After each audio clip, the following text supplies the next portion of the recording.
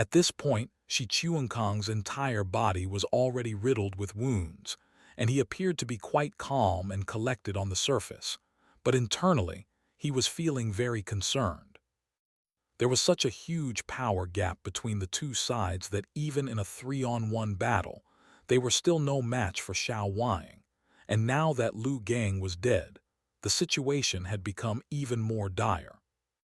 In the face of the oncoming Xiao Ying, Shi Chu Kong was forced to take a step back before swinging his purple staff rapidly through the air, unleashing a flurry of staff projections that descended upon Xiao Ying like a water-night net. In response, Xiao Ying merely reached out with one hand, and a burst of tremendous starpower erupted out of his bone claws to eradicate most of the staff projections, following which he lashed out with his other set of bone claws at Shi Chu Kong's waist, aiming to tear him in half just like he had done with Lu Gang. Han Li was just about to intervene when Fang Chan came barreling in from the side, but this played right into Xiao Ying's hands, and a sinister grin appeared on his face as he stopped cold in his tracks, then darted back in retreat to avoid Fang Chan. Right as Fang Chan passed him by, a series of profound acupoints lit up over his arm, and he slammed his bone claws viciously into Fang Chan's back. A dull thump rang out as a burst of devastating power erupted out of his bone claws, pulverizing Fang Chan's back and sending him flying through the air. With Fang Chan's enormous frame, it was very difficult for him to arrest his own momentum, and he crashed straight through the railing on the edge of the altar before plunging into the dark abyss below. Shi Chu Kong wanted to swoop in to save him, but it was already too late. "Don't worry, you're next," Xiao Ying said as he turned to Shi Chu Kong with a cold sneer. Shi Chu Kong's brows were tightly furrowed, but his eyes suddenly lit up ever so slightly as he took a glance in the direction of the 3 stone arch bridges on the other side of the altar, and he grasped tightly onto his purple staff as he prepared to face Xiao Ying in battle. A series of profound acupoints lit up over Xiao Ying's legs, and he launched himself forward at an incredible speed.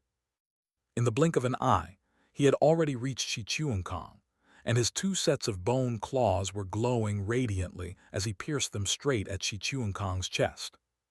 Shi Chu Kong was very quick to react, raising his staff in front of himself to keep the bone claws at bay, following which he abruptly swung the staff around, tipping Xiao Ying upside down in the process. Immediately thereafter, profound acupoints lit up over his legs as well, and he threw a vicious kick at Xiao Ying's chest. A burst of tremendous starpower erupted out of the profound acupoints on Xiao Ying's body, and he flew directly over Shi Chu Kong's head while pushing the purple staff forward with his bone claws. Shi Chu Kong's hands were still wrapped tightly around the staff, and he was tipped forward along with it. Before he was able to regain his balance, Xiao Ying was already upon him. The disparity in speed between the two was enormous, and Shi Chu Kong wasn't able to put up any defenses before Xiao Ying caught up to him and plunged a hand straight through his chest, pinning him to the ground.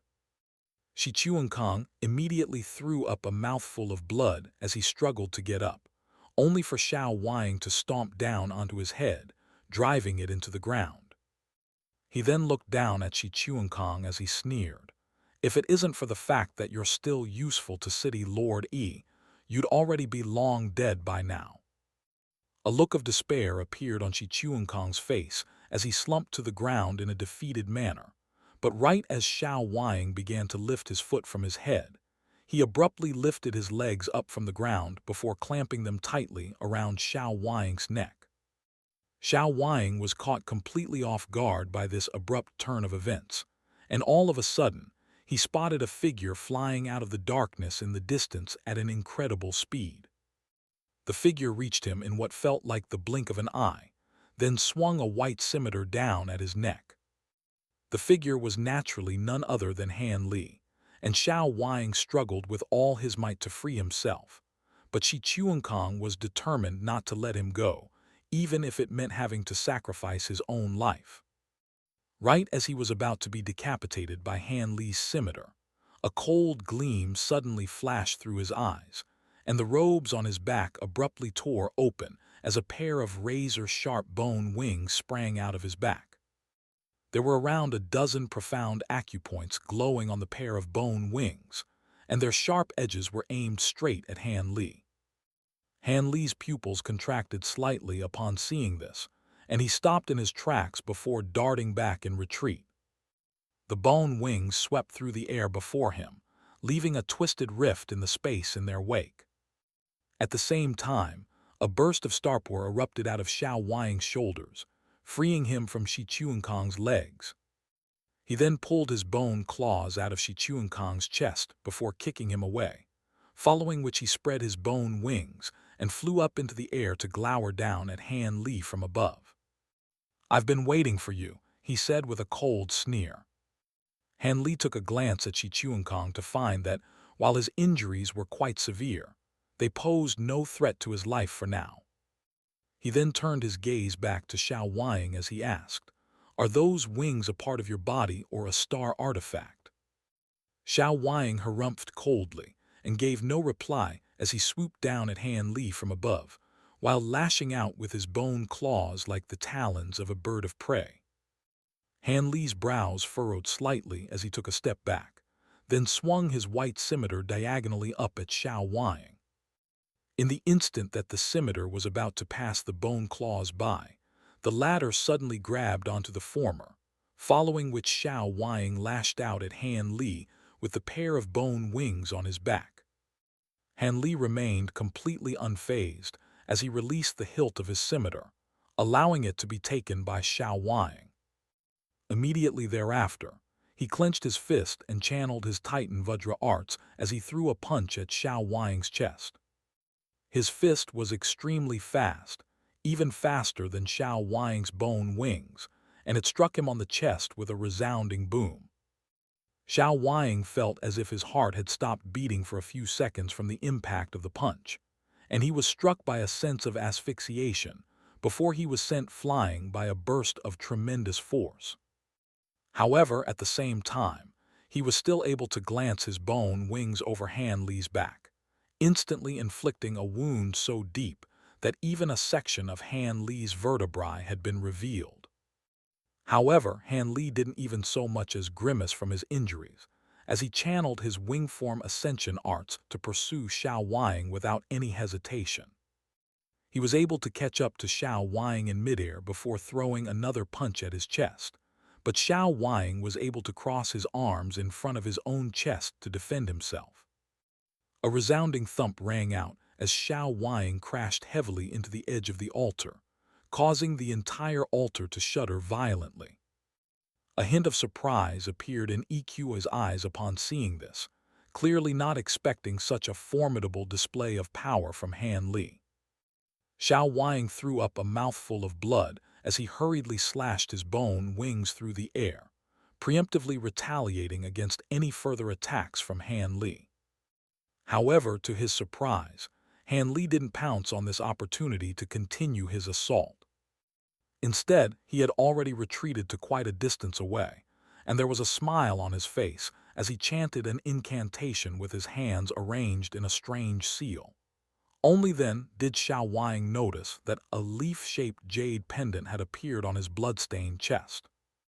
A horrified look appeared on his face as he identified the explosive space realm talisman, but it was already too late for him to do anything. The veins on the surface of the leaf-shaped jade pendant lit up one after another, and the air around Xiao Ying compressed violently, immediately following which a radiant white sun appeared out of thin air to illuminate the darkness. A violent explosion rang out as a ball of blazing white light exploded before rising up as a white cloud. Devastating shockwaves swept through the air in all directions, destroying half of the entire altar in the process. The light barrier around the Weeping Blood formation trembled violently, and it looked as if it were about to be overwhelmed by the shockwaves from the explosion. EQI hurriedly made a hand seal upon seeing this, injecting his own power into the formation to bolster the light barrier against the explosion. Only after close to 20 seconds had passed did the shockwaves gradually subside, and one half of the altar had vanished into thin air, while the other half remained largely unscathed thanks to the protection of the Weeping Blood formation. Several massive holes had been blown into the ceiling of the hall, and the suffocating blanket of yellow clouds up above were visible through them. Everyone was caught completely off guard by this sudden turn of events, and Zhu Ziyuan had only just forced back Duan Tong when an instinctive sense of foreboding welled up in his heart. He immediately rushed over to Xuanyuan Xing, then knocked him back with an attack as well before grabbing onto Zhu Ziking's arm and dragging her over to Mistress Liu Hua's side. Meanwhile, Xuanyuan Xing rushed back in retreat to join Han Li and Shi Chu Kong. Ultimately, everyone was able to avoid the explosion from the explosive space realm talisman, but they were all looking at the massive chunk of the altar that had gone missing with lingering fear in their eyes. At this point, Xiao Ying had already been erased out of existence. Elsewhere on the altar, much of the black mist around Duan Tong's body had already faded away, and the runes on his skin were also glowing nowhere near as bright as before. On top of that, his entire body was looking very emaciated, with the exception of his right arm, which was still as massive as ever. By refining paralysis death poison into his own arm, he could enhance his own offensive prowess for a period of time at the expense of his own bloodline power. But evidently, this was extremely taxing on him, and he was already close to a spent force. Once Zhu Ziyuan realized this, he intentionally began employing stalling tactics to make their battle one of attrition, and over time, Duan Tong's powers began to wane. If it weren't for the fact that Zhu Ziyuan had been startled into retreat by Xiao Ying's abrupt demise, perhaps Duan Tong would have already been struck down by now. Zhu Ziking was carrying many injuries, but none of them were very severe, and at this moment she was standing beside her brother while observing Han Li with an amazed expression as she said, "You were right, big brother. There really is more to him than meets the eye." In her eyes, Xiao Ying had always been a very snide and sinister man, so she didn't resent Han Li for killing him. Meanwhile, Zhu Ziyuan was observing Han Li with an apprehensive look in his eyes. "Well done. I must admit that I'm impressed. To think that even Xiao Ying was no match for you." EQI chuckled from within the formation. "You're far too kind, City Lord E. I was only able to come out on top thanks to some little tricks," Han Li replied with a smile as he began to make his way toward the statue beneath Chen Yang. At this point, the 4 subsidiary city lords were all seated with their heads drooping down in despair, and it seemed like they didn't even have the energy to look up anymore. It was clear that they were about to perish soon. In contrast, EQI's aura had swelled to unprecedented heights, and over 1,000 profound acupoints had already opened up on his body. At this rate, it most likely wasn't going to be difficult for him to open all of the profound acupoints on his body. "Truth be told, I could really use a man of your talents. Right now, I'm willing to give you another chance. If you do as I say, I'll let you off the hook for killing Xiao Ying," EQI said with a smile. "How generous of you, City Lord E. What would you like me to do for you?" Han Li asked as he gently poked the crimson light barrier with his finger. "Get rid of those 2 eyesores for me, and you and fellow Taoist Shi Kong can join my profound city together to serve as my top-ranking elders. Of course, if you don't want to stay in Profound City, then you can go and serve as the city lord of any of the 4 other subsidiary cities, but only under the condition that you must follow my orders at all times," EQI declared. "Don't believe him, fellow Taoist Li. He's been deceiving us from the very beginning," Xuanyuan Xing yelled in an alarmed manner, and Duan Tong also reflexively clenched his fists tightly upon hearing this. Han Li took a glance at the 2 of them, then sighed. "It's very thoughtful of you to extend this olive branch to both myself and fellow Taoist Shi. City Lord E, it's just a pity that I'm not from the Scalptia spatial domain. Otherwise, I really wouldn't be able to think of a good reason to turn down such an offer. Is that a no then? What a pity. In that case, I'll have to ask you to wait until I'm done here to continue our conversation, EQI replied in an indifferent manner. There's no need to wait. I'll come into the formation to meet you right now, City Lord E, Hanli said with a smile. EQI immediately burst into laughter upon hearing this, as if he had just been told a hilarious joke. I'll gladly welcome you into the formation, fellow Taoist Li. Let's see if you have what it takes to make it in here. Han Li remained completely unfazed as he said, I'll do my best. He then made a hand seal while chanting a complex incantation, following which he raised a hand, and all of the profound acupoints on his arm lit up as he swung his hand down at the statue before him in a powerful chopping motion. A burst of white starlight appeared over his hand, and it was able to exert immense pressure upon the crimson light barrier, creating a deep indentation on its surface. EQI's brows furrowed slightly upon seeing this, and he seemed to be rather taken aback. However, right as Han Li's hand was about to make contact with the statue beneath Chen Yang, the crimson light barrier suddenly brightened significantly, then sprang back to its original form to force back Han Li. A faint smile appeared on EQI's face upon seeing this. Shi Chu Kong and the others had also previously made futile attempts to breach the light barrier, so they weren't surprised to see Han Li fail in the same endeavor. Han Li wasn't disheartened by this at all, and he took a deep breath, then made his way over to the statue beneath Sun Tu before repeating the same process. The outcome was identical, and he was only just barely able to touch the statue before he was repelled by a burst of invisible force. He then moved onto the statue beneath Qin Yuan and did the same thing. You're just a human with fewer than 300 profound acupoints opened, so there's simply no chance for you to break into the weeping blood formation through brute force. No matter how many times you try, it'll always end in failure, EQI scoffed with a disdainful shake of his head. He then paid no further heed to Han Li as he closed his eyes and began absorbing the bloodline power within the weeping blood formation at an even faster rate than before.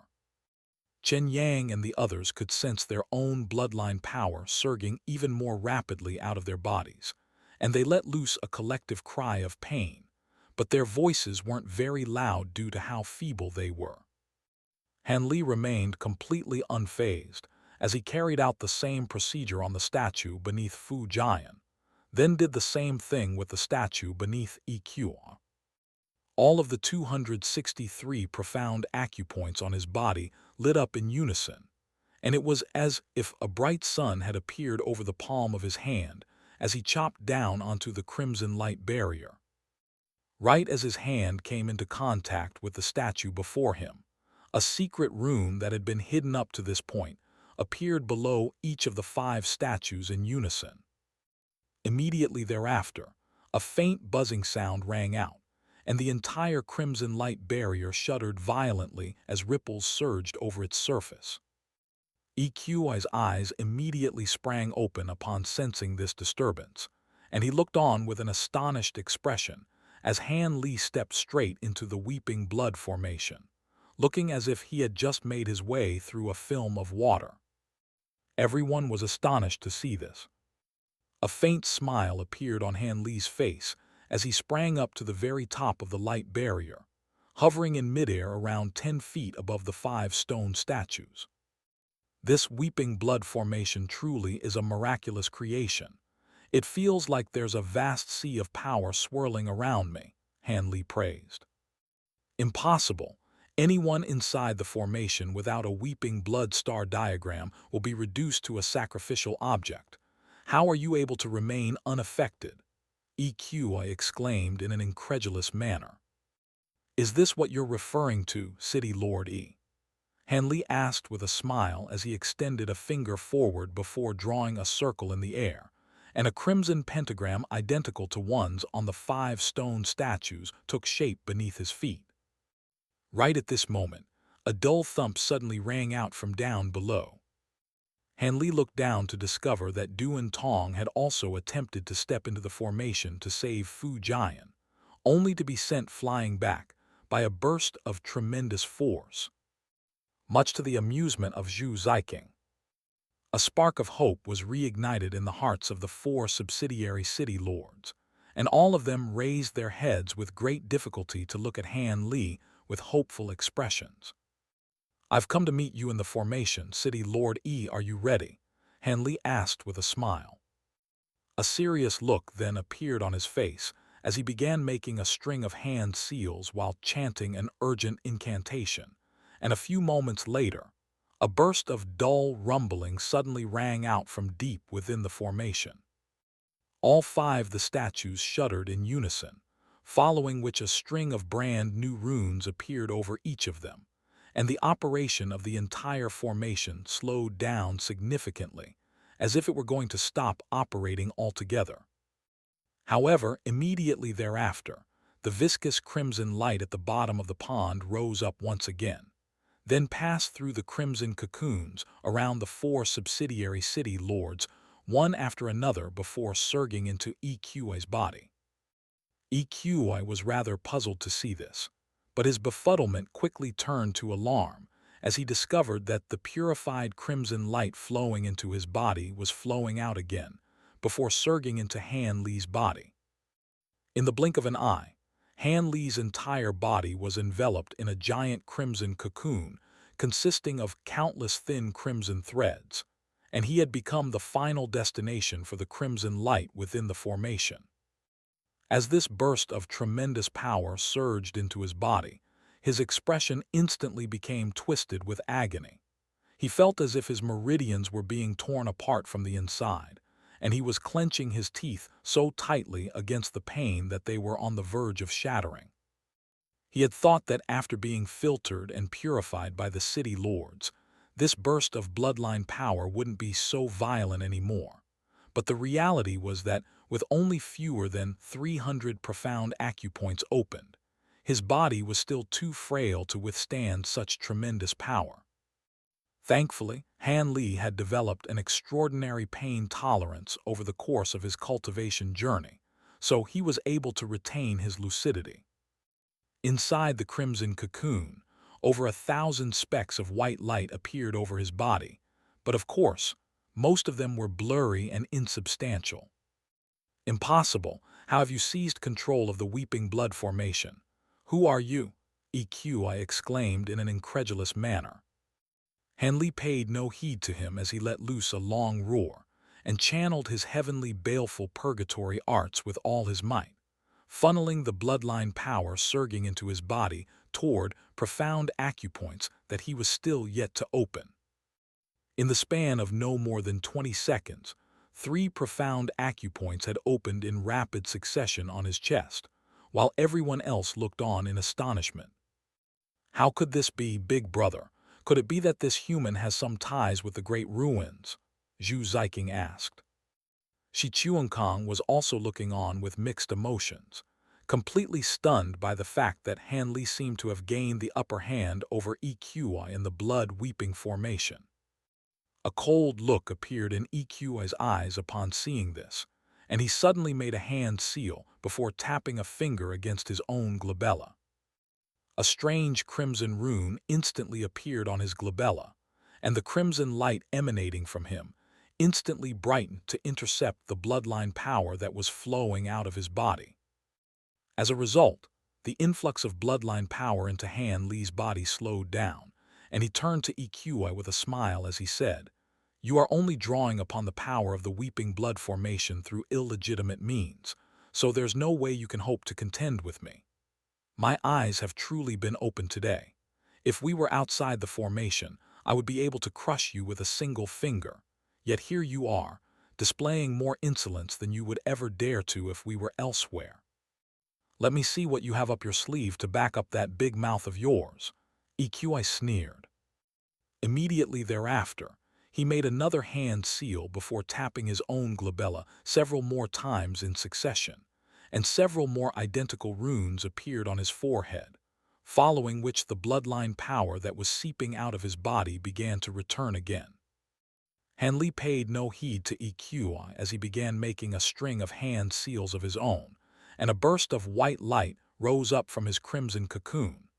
Several cracks then appeared over the cocoon's surface, and it bloomed into a 9-tiered crimson lotus flower. Han Li sat down with his legs crossed, and the crimson lotus flower beneath him began to radiate dazzling crimson light while releasing a burst of tremendous suction force. The bloodline power that was returning to EQI's body instantly began to surge out of him rapidly once again, forming a mighty dragon that hurtled rapidly toward Han Li before plunging headfirst into the 9-tiered crimson lotus flower. Han Li's eyes immediately widened as veins began to bulge on his forehead. The accelerated influx of power was exacerbating his pain by severalfold, and he felt as if there were countless sharp daggers piercing into his body. A string of loud booms rang out as several more profound acupoints lit up over his body, and at this point, EQI finally came to realize the dire situation that he was in. Not only was the bloodline power in the formation beginning to funnel through his body toward Han Li, even the bloodline power that had accumulated in his body was beginning to seep out. A furious look appeared on EQI's face as he switched to a different hand seal, and a pair of gashes split open on the palms of his hands, bleeding profusely to stain his hands bright red. He pressed his blood-stained hands firmly into the pentagram beneath himself while chanting an urgent incantation, and the pentagram instantly began to glow brightly while releasing powerful suction force, intercepting the bloodline power that was surging into Han Li's body. City Lord E, I must admit that you are the most powerful bodily refinement cultivator I've ever met, but do you still not understand the situation that you're in? I'm more familiar with this formation than you are, so you can't beat me while we're in here. Han Li sneered as he switched to a different hand seal yet again, and the suction force released by the 9-tiered lotus flower instantly increased in potency by severalfold. A dull thump rang out as the crimson light emanating from the pentagram beneath EQI abruptly fizzled out. He was powerless to contend against Han Li any longer, and he could only look on helplessly as the power in the weeping blood formation flowed toward Han Li. The insubstantial specks of white light on EQI's body faded one after another, and before long, all that remained were the 1,000 or so profound acupoints that he had already opened. At the same time, the bloodline power that he thought he had already absorbed began to spill out of his body as well. At this rate, it wouldn't be long before he was reduced to the same state as the 4 subsidiary city lords. A decisive look finally appeared on EQI's face as he made a hand seal before slamming a palm down upon the head of the statue beneath him. But Han Li suddenly pointed a finger in his direction as he said, "Don't be in such a hurry to leave. City Lord E, I still need you to stay in the formation for a little longer."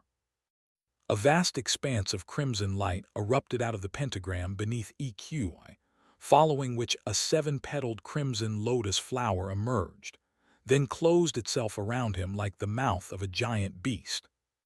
EQI immediately clenched a hand into a tight fist before throwing an almighty punch at the pentagram down below. Dense clusters of profound acupoints lit up over his arm, releasing a layer of white starlight that was giving off tremendous energy fluctuations. A resounding boom rang out as EQI's fist struck the crimson lotus flower, and the entire statue shuddered violently, but was somehow able to hold itself intact. A burst of formidable shockwaves erupted in all directions, crashing into the inner wall of the crimson light barrier, causing the entire formation to tremble violently, while everyone outside the formation looked on with astonished expressions. Suspended in midair, Han Li was also struggling to maintain his balance in the face of these powerful shockwaves, and he hurriedly made a string of hand seals to try and stabilize the formation. But right at this moment, EQI slammed his blood-stained palms down onto the stone statue beneath himself once again. Two bursts of white light erupted out of the wings on the stone statue's back, before erupting outward to forcibly create an opening on the crimson light barrier that was just large enough for a person to fit through. The opening appeared very unstable, and it began closing as soon as it was opened. But EQI had already flown out through it in a flash. On top of that, as he flew out of the formation, he reached out with both hands, and two bone chains shot out of his sleeves, instantly piercing into the crimson cocoons around Sun Tu and Chen Yang. The two of them were completely powerless to resist, as the bone chains pierced through their shoulder blades before wrenching them out of their cocoons, toward the opening on the crimson light barrier. With the three city lords exiting the formation, the crimson light was only able to flow through Fu Jian and Qin Yuan before surging into Han Li's body. Having only undergone 2 rounds of purification, the bloodline power in the crimson light was far more violent than before, and in the instant that it surged into Han Li's body, he felt as if he were about to be torn apart at the seams. Han Li hurriedly made a hand seal in an attempt to suppress the raging bloodline power in his body, while EQI dragged Chen Yang's Sun Tu out of the weeping blood formation, before tossing them aside like a pair of dirty rags. Shi Chu Kong and the others were all looking on with wary expressions, and none of them dared to approach the 3 city lords. Let's see how much longer you can last with only 2 people filtering the bloodline power of the formation for you. Once you self-detonate, you'll become part of the formation, and I'll absorb all of your power as well, so I actually have to thank you for your sacrifice. EQI sneered as he glowered at Han Li from outside the formation. At this moment, Han Li's ears were ringing so violently that he couldn't hear EQI at all. He was channeling the starpore in his own body with all his might, and he was able to stabilize the formation again with much difficulty. But with only 2 city lords acting as filters, the bloodline power within the formation was far too violent for him to safely withstand. A string of dull thumps rang out over Han Li's chest and abdomen, as around a dozen more profound acupoints opened up. And what was rather strange about this latest batch of opened profound acupoints was that they were all tinged with hints of crimson light. At the same time, his body began to swell up like a balloon, and he was in such excruciating pain that anyone with inferior mental fortitude and spiritual sense would have already fallen unconscious in his place. However, he knew that it was only going to be several more seconds before his body exploded, and in what he perceived to be his own final moments, he wondered if it would be possible for his nascent soul to survive and seek refuge in the heaven-controlling vial. Everyone around the formation was watching Han Li intently with mixed emotions, and Xio Zai turned away slightly, seemingly not wanting to watch himself detonate. "This is the price that you pay for your insolence," EQI chortled with glee, but to everyone's surprise, Han Li's inflated body suddenly began to slowly contract, and it quickly returned to normal. Han Li threw his hand over his own head as he let loose an agonized roar, but a hint of clarity had returned to his eyes. Unbeknownst to everyone else, there was currently a small, green vial in his stomach that was absorbing the violent power surging into his body like an insatiable abyss, and it seemed that there was no limit to its capacity. As for the agonized look on Han Li's face, that was nothing more than an act that he was putting on to fool everyone. The vast majority of the power surging into his body was absorbed by the heaven-controlling vial, while only a tiny amount was being absorbed by him. How is this possible? He definitely shouldn't be able to last this long, EQI roared with a bewildered expression. Shi Chu Kong was already plotting his own escape, and he was also stunned by this sudden turn of events. "What's going, big brother?" Xio Zai asked. However, Zhu Ziyuan was just as perplexed as she was, and his brows were slightly furrowed as he turned his gaze to EQI. All of a sudden, EQI vanished from the spot, only to reappear behind the stone statue beneath Qin Yuan an instant later. "Let me see if you can keep this up after I get rid of these two as well," EQI sneered.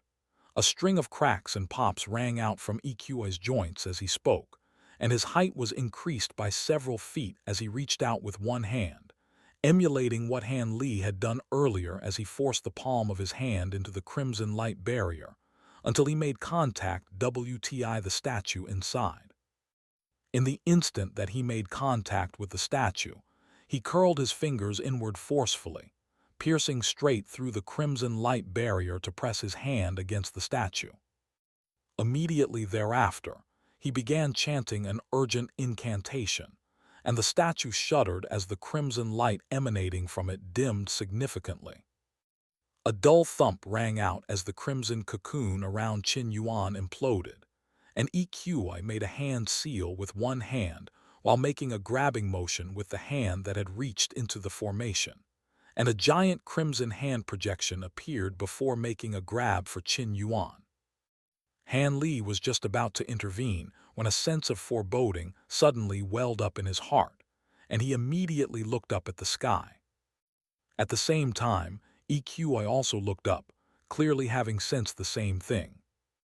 At this moment, there were no longer any yellow clouds to be seen through the holes in the ceiling. Instead, all that could be seen was a vast expanse of dazzling silver light that was cascading down like a waterfall. It was as if liquefied silver lightning were raining down from the heavens, gushing into the hall from above. An earth-shattering thunderclap rang out, and all of the lightning converged to form an incredibly thick pillar of lightning that came crashing down upon EQ's head with unerring accuracy. Thick arcs of lightning were constantly springing out of the pillar of lightning, and what sounded like draconic roars were ringing out incessantly from within. Han Li hurriedly drifted over 100 feet away upon seeing this, while a look of bewilderment flashed through EQ's eyes, following which he grabbed onto Qin Yuan and hurled him up at the oncoming pillar of lightning without any hesitation. A resounding boom rang out, and Qin Yuan's body and nascent soul were completely decimated within the silver lightning before he even had a chance to cry out. Silver lightning erupted in all directions, illuminating the entire hall, and everyone reflexively took a step back while shielding their own eyes from the dazzling radiance. Chen Yang had been laying on the ground this entire time, and what everyone had failed to notice was that he had pulled a palm-sized black mirror out of the front of his robe, then traced a blood-stained finger over its surface briefly before verbally communicating something into it. Immediately thereafter, a ring of white light appeared around EQI, and all of the dissipated lightning abruptly converged once again, reforming a pillar of lightning that came crashing down upon him once again. A grim look appeared on EQI's face as he hurriedly darted back over 100 feet in retreat. However, right as the pillar of lightning was about to strike the ground where EQI had just been standing, it abruptly swerved around and began pursuing him once again. EQI's brows furrowed slightly upon seeing this, and he evaded the pillar of lightning once again, only for it to continue pursuing him as if he had a target on his back. Right at this moment, EQI spotted the black mirror that Chen Yang was trying to conceal under his body, and a furious look appeared on his face as he sprang up into the air to evade the pillar of lightning while reaching out into the front of his own robe to pull out a mirror that was completely identical to Chen Yang's, except it was a different color. "So you've been plotting against me since over a century ago.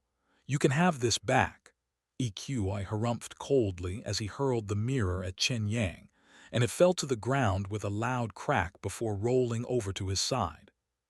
A streak of white light erupted out of the surface of the mirror, and the streak of light clung to EQI's body like glue, following him wherever he went. The yin-yang lightning attraction mirror has already absorbed too much of your aura, so you won't be able to get away, Chen Yang sneered.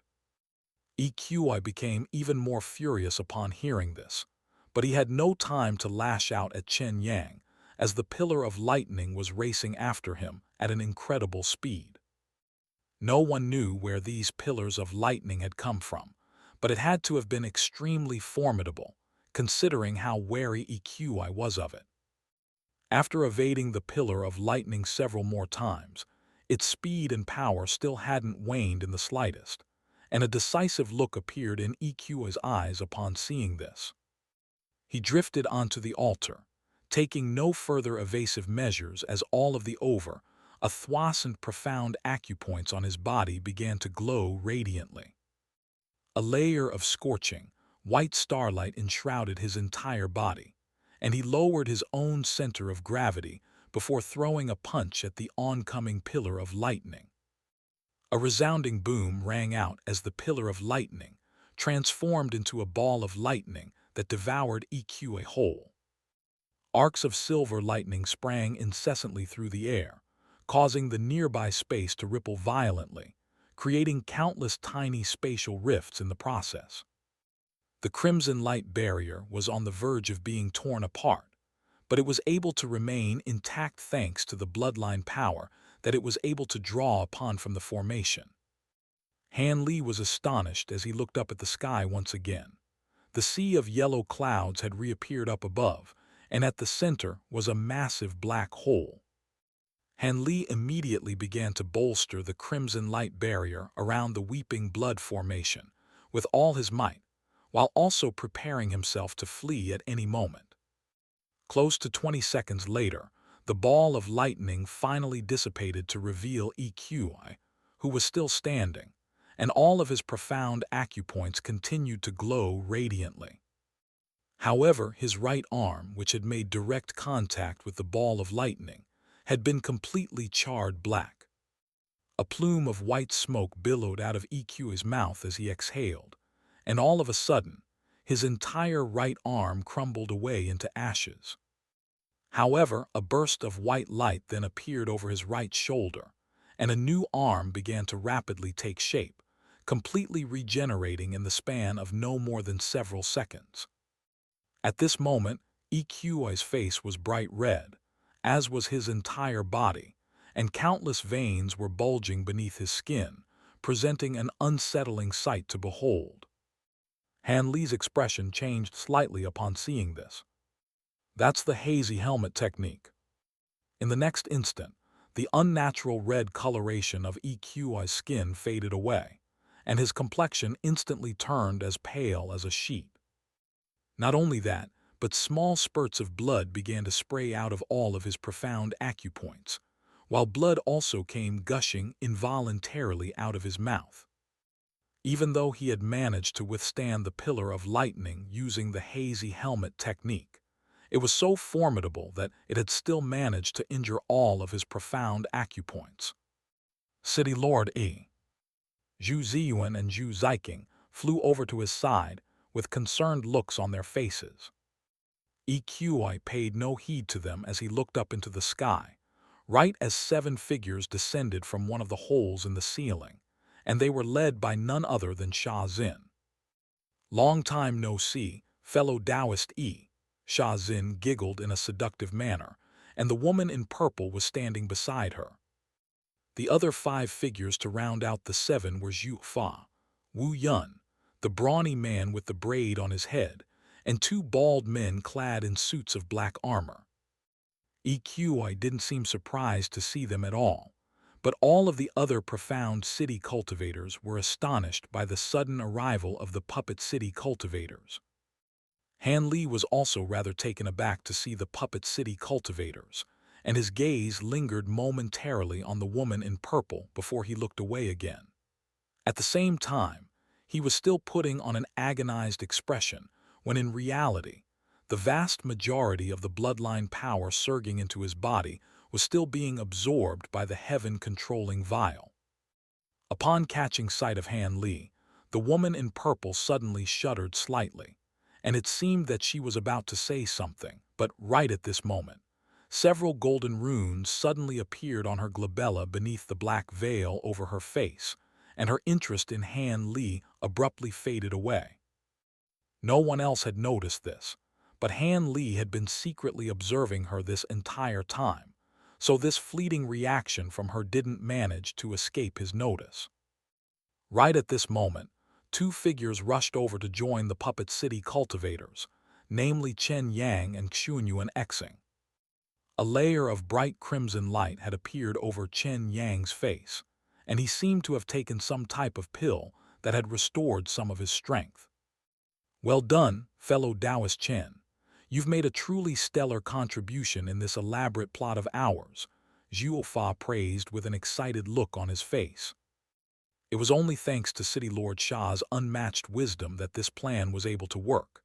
After taking over as the City Lord of Green Goat City, I offered up this Yin Lightning Mirror to EQI, and the Yin Lightning power contained within it has a strong bodily refinement effect. Just as City Lord Sha predicted, EQI would be sure to carry the mirror with him at all times, and that almost led to his downfall. Chen Yang replied with a smile. "Fellow Taoist Xuanyuan, you also did a fantastic job of serving as a spy in Profound City for so many years," Xiao Fa said.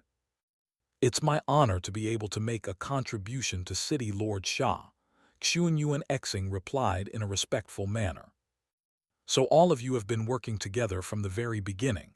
What brilliant foresight," EQI sneered in a cold voice. "Likewise, City Lord E, you've also been plotting against all of us from the very beginning, and I've only done what I did out of self-preservation," Chen Yang replied. "Let me remind you of this, Sha Xin. Only by working together will we have any chance of securing the holy remains. Without me, even if you find the holy tomb, you definitely won't be able to obtain the holy remains," EQI said as he turned to Sha Xin. "Do you really think I don't know what happened all those years ago? My main objective for approaching you for this collaboration was to have you killed in these great ruins," Sha Xin sneered. EQI harumphed coldly and didn't say anything further. Why has EQI come out of the formation? Isn't he supposed to be inside the Weeping Blood formation right now? Sha Xin asked as she turned to Chen Yang with slightly furrowed brows. "Some unexpected mishaps have taken place, and I was unable to report them to you due to the restrictions around the hall," Chen Yang replied with a wry smile. A look of realization appeared in EQI's eyes upon hearing this. If he had been inside the formation as the pillar of lightning had descended, then he would have undoubtedly been delayed, and there was a chance that he would have been killed on the spot. It was all thanks to Han Li that he had emerged from the formation, and with that in mind, his resentment toward Han Li abated significantly. "You may have been fortunate enough to have survived, but you're already severely injured, so just accept your fate," Sha Xin sneered with cold, killing intent in her eyes as she swept a sleeve through the air, releasing a fist-sized golden ball. A series of cracks appeared on the ball's surface, and radiant golden light erupted out from within. The ball then rapidly transformed into a giant golden bird puppet that was over 100 feet tall, resembling a two-headed golden eagle. Its wingspan was also in excess of 100 feet, and its entire body was covered in golden feathers that were etched with intricate designs. The golden bird puppet had a very regal and majestic appearance, but at the same time, it was clearly also extremely dangerous. EQI's expression changed drastically at the sight of the golden bird puppet, and he immediately launched himself at Sha Xin. Despite the severe injuries that he had sustained, he was still astonishingly fast, wrecking Sha Xin in the blink of an eye. A white longsword had appeared in his grasp, and it was radiating dazzling white light as its sharp tip pierced directly at Sha Xin's chest. However, right at this moment, a golden wing abruptly appeared between Sha Xin and the sword. The white sword struck the golden wing with a resounding clang, and the wing was able to stop the sword in its tracks with ease. At the same time, Another golden wing came swinging down at EQI's head like a giant golden saber, moving at an astonishing speed. Even before the wing had fully descended, the gale force winds that it was sweeping up had already sliced a series of deep trenches into the nearby ground. EQI hurriedly dodged to the side, and at the same time, another white longsword appeared in his other hand as he slashed both swords through the air, unleashing a pair of formidable sword projections that struck the oncoming golden wing. A violent eruption of golden and white light ensued, and powerful shockwaves swept through the air in all directions, scraping off a thick layer of the ground. The entire building trembled and rumbled violently, while all of the profound city and puppet city cultivators hurriedly darted back in retreat. The Weeping Blood formation was also struck by the shockwaves sweeping over the altar, and Han Li hurriedly channeled the power of the formation, in secret to bolster the crimson light barrier. The white sword projections were shattered, but the golden wing was also stopped in its tracks. EQI threw up another mouthful of blood as he flew back in retreat, and at the same time, he stomped a foot violently down onto the ground, launching himself up at one of the holes on the ceiling. He was moving as fast as lightning, and it reached the ceiling in the blink of an eye, yet right as he was about to fly out of the hole, a golden shadow abruptly flew through the air. Its speed far exceeded even EQI's, and it appeared directly in his path, blocking him from the hole in the ceiling. EQI immediately drew to a halt upon seeing this. At this moment, Sha Xin was standing on the bird puppet's back, and barely visible translucent threads could be seen extending out of his fingertips, connecting them to various parts of the puppet's body. Speed is the gold-winged falcon's forte, so you're not going to be able to get away today. City Lord E, just accept your fate, Sha Xin sneered. All of a sudden, the gold-winged falcon flapped its wings forcefully, releasing countless golden feathers that screeched through the air as they rained down upon EQI. Each feather transformed into a streak of radiant golden light that hurtled through the air like miniature, golden shooting stars, and EQI seemed to be very apprehensive of these feathers as he swung his swords rapidly through the air. Countless white sword projections were unleashed to oppose the golden feathers, but the sword projections were instantly decimated, while the golden feathers were only slowed down slightly as they continued to rain down from above. A grim look appeared on EQI's face as all of his profound acupoints glowed radiantly, and he began spinning like a top, forming a white vortex of starlight around himself. All of the nearby starport converged toward him in a frenzy, and rays of white starlight were also shining down from the holes in the ceiling before fusing into the vortex. As a result, the vortex instantly swelled to several times its original size, releasing fearsome tearing force that caused the nearby space to ripple and warp. As soon as the golden feathers flew into the white vortex, they immediately veered off their original trajectories, being involuntarily swept up by the vortex. Meanwhile, EQI lashed out with his swords to send the oncoming golden feathers flying one after another.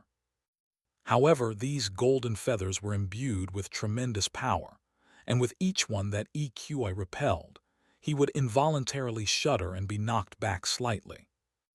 A string of resounding clangs rang out as all of the golden feathers came raining down in a ferocious barrage, slamming EQI into the ground to create a huge crater.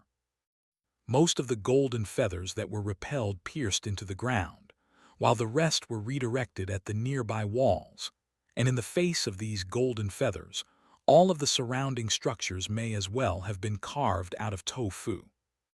The entire hall was trembling violently from the shockwaves sweeping through the air, and it seemed like it could collapse at any moment. All of the profound city and puppet city cultivators had already fled even further away, and all of them were looking on in astonishment. In the face of the two city lords, everyone else was made to resemble ants, and they couldn't play any role in the battle at all. The weeping blood formation was also struck by a pair of golden feathers, but thankfully, it was still able to continue operating. Meanwhile, Han Li was looking on with a hint of lingering fear in his eyes. Even after sustaining such severe injuries, EQI was still displaying incredible power, so by opposing EQI, Han Li had put himself in a situation of extreme peril. If the Puppet City cultivators hadn't suddenly showed up, he would have been in a truly dire situation.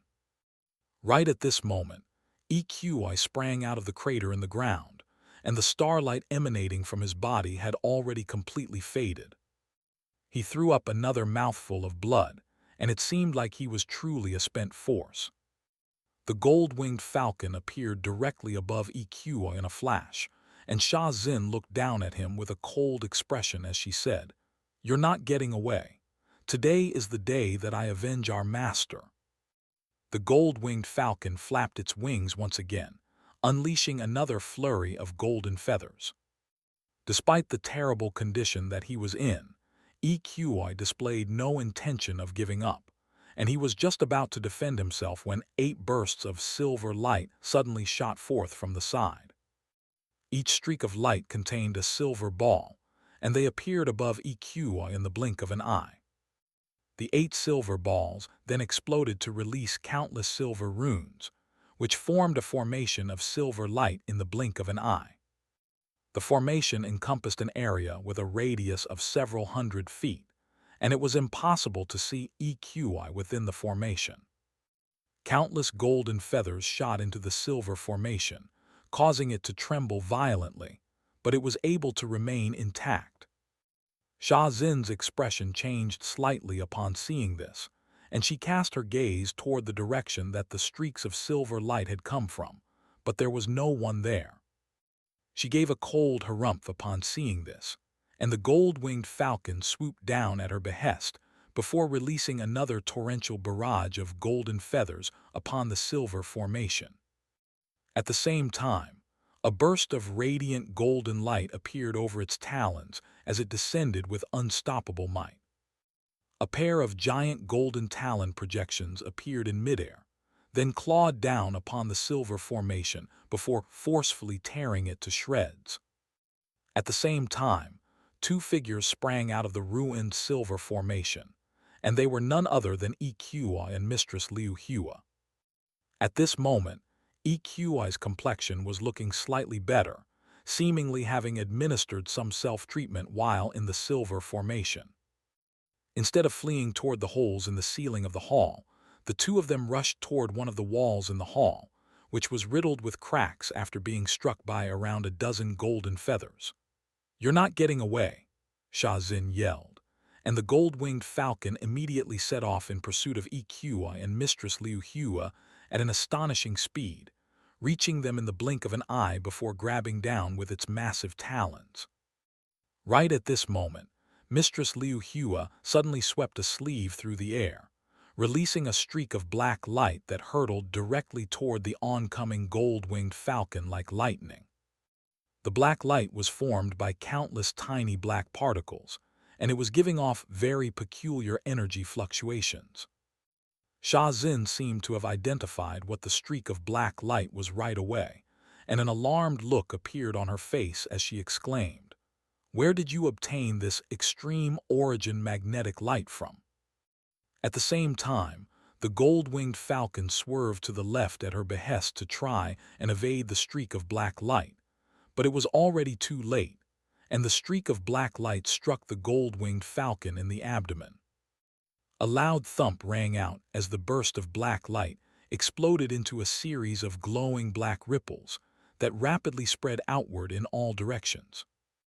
The gold-winged falcon's movements instantly became extremely stiff, and high-pitched grating sounds could be heard ringing out from within it, as if its internal mechanisms were being severely impeded. EQI and Mistress Liu Hua pounced on this opportunity to dart away to the side to evade the gold-winged falcon, which continued to fly forward in an uncontrolled fashion before crashing heavily down onto the ground, smashing open a massive crater. Sha Zin was able to dismount the gold-winged falcon in time, and she was also smashed into the crater along with it. EQI and Mistress Liu Hua continued onward without pause, and right as EQI was passing by a certain sheltered spot, he abruptly rushed into it for a moment, and a pained cry rang out before immediately cutting off again.